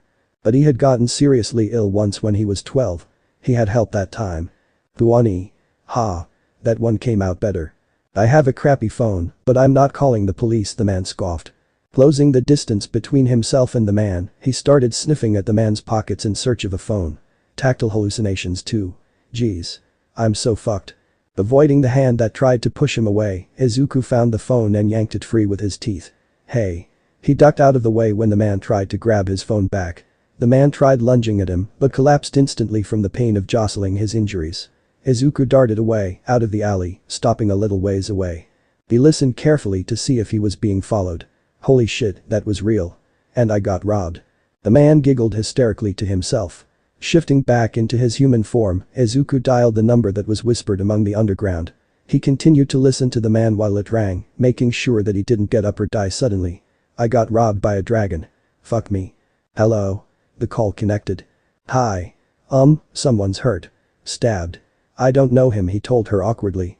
How'd you get this number? She asked sharply. They were defensive of their clinic, but he understood why. An underground, unlicensed clinic treating everyone indiscriminately from homeless kids to abuse victims to major villains. They needed to stay a secret to all but those who needed them. I was a prior patient. A few years ago. Izuha. I had pneumonia. Right, yes, the lizard quirk child. I remember, her voice softened. Why does this person need our help? He mentioned hiding from his father. I'm not sure about the details. Location. He wandered a little further away in search of a street name. When he found one, he relayed it to her along with directions to the alley. Would you be there when we arrive? A fair question. No. Okay. Someone should be there for him in 10 to 15 minutes. She hung up first. With help on the way, Izuku shifted back and brought the phone back to its owner. The man was still lying on the ground where he fell. He groaned when he saw Izuku. I don't have any cash. Just the phone, the man muttered. Izuku ignored him and placed the phone on the ground within his reach. Change of heart then. He turned and left without responding. Sitting on a nearby roof, he waited until someone came for the injured man before he left the area. As the man was carried away, Izuku felt himself preening, pleased with his very first rescue. He was finally on his way to Atonement. The day that Eraser was meant to return, Izuku could barely concentrate on his schoolwork. Waiting for Tsu that day had been difficult. He was so antsy by the time she arrived that she gently told him to leave and go figure out what his instincts were screaming at him about now. Trinkets. They were screaming about trinkets. Specifically, the trinkets he had subconsciously hoarded with Eraser in mind. Which one should he give him? It had to be special. The keychain with a star-spotted cat on it. No. Sea glass the same deep red as the man's eyes when his quirk was used. That wasn't right either. None of the plants he'd grown lately seemed to convey how much he missed the hero. With a sigh, Izuku sprawled out on his trove of tiny treasures. A yen coin fell off the edge of the pile. The light clinging sound made Izuku perk up. How many coins did he have? Sorting through his pile, he located as many as he could. Barely 1,500 yen in all. Was it enough for a present? Maybe. A good one? Probably not. But part of a present. Oh, yes. He had an idea for something great now. The narrow alley was cleaner than it had been the last time he was here. It seemed that Bean's temporary trash wall had the bonus of removing a lot of scraps from the alley. He couldn't see any more glass. Cardboard boxes rotted by rain and time were gone. Overall, it looked a lot safer to walk through. Safer for Bean. That was the most important part. When he approached a broken window, he paused. Hanging from a jagged brick in the wall above it was a necklace. The shine of the sturdy metal chain and the green, shimmering scale are the main reasons he noticed it. Alongside the scale hung a polished tooth. Did Bean? Excited chirping came from the window. Looking down, Shouda could barely make out the familiar form of Bean in the shadows. Is this for me? A few chirps that usually meant yes with Bean answered him. He carefully took the necklace down from the wall and inspected the unique charms. The scale was hard yet soft, like a fingernail. On one side it felt like it was covered with a thin layer of velvet flock. The reverse side was just smooth and glossy, shining every time it was exposed to the moonlight above. The other charm, the tooth, was smooth as well. It was much larger than he would have expected based on his lizard research so far. It was larger than a monitor's, but most likely smaller than an alligator.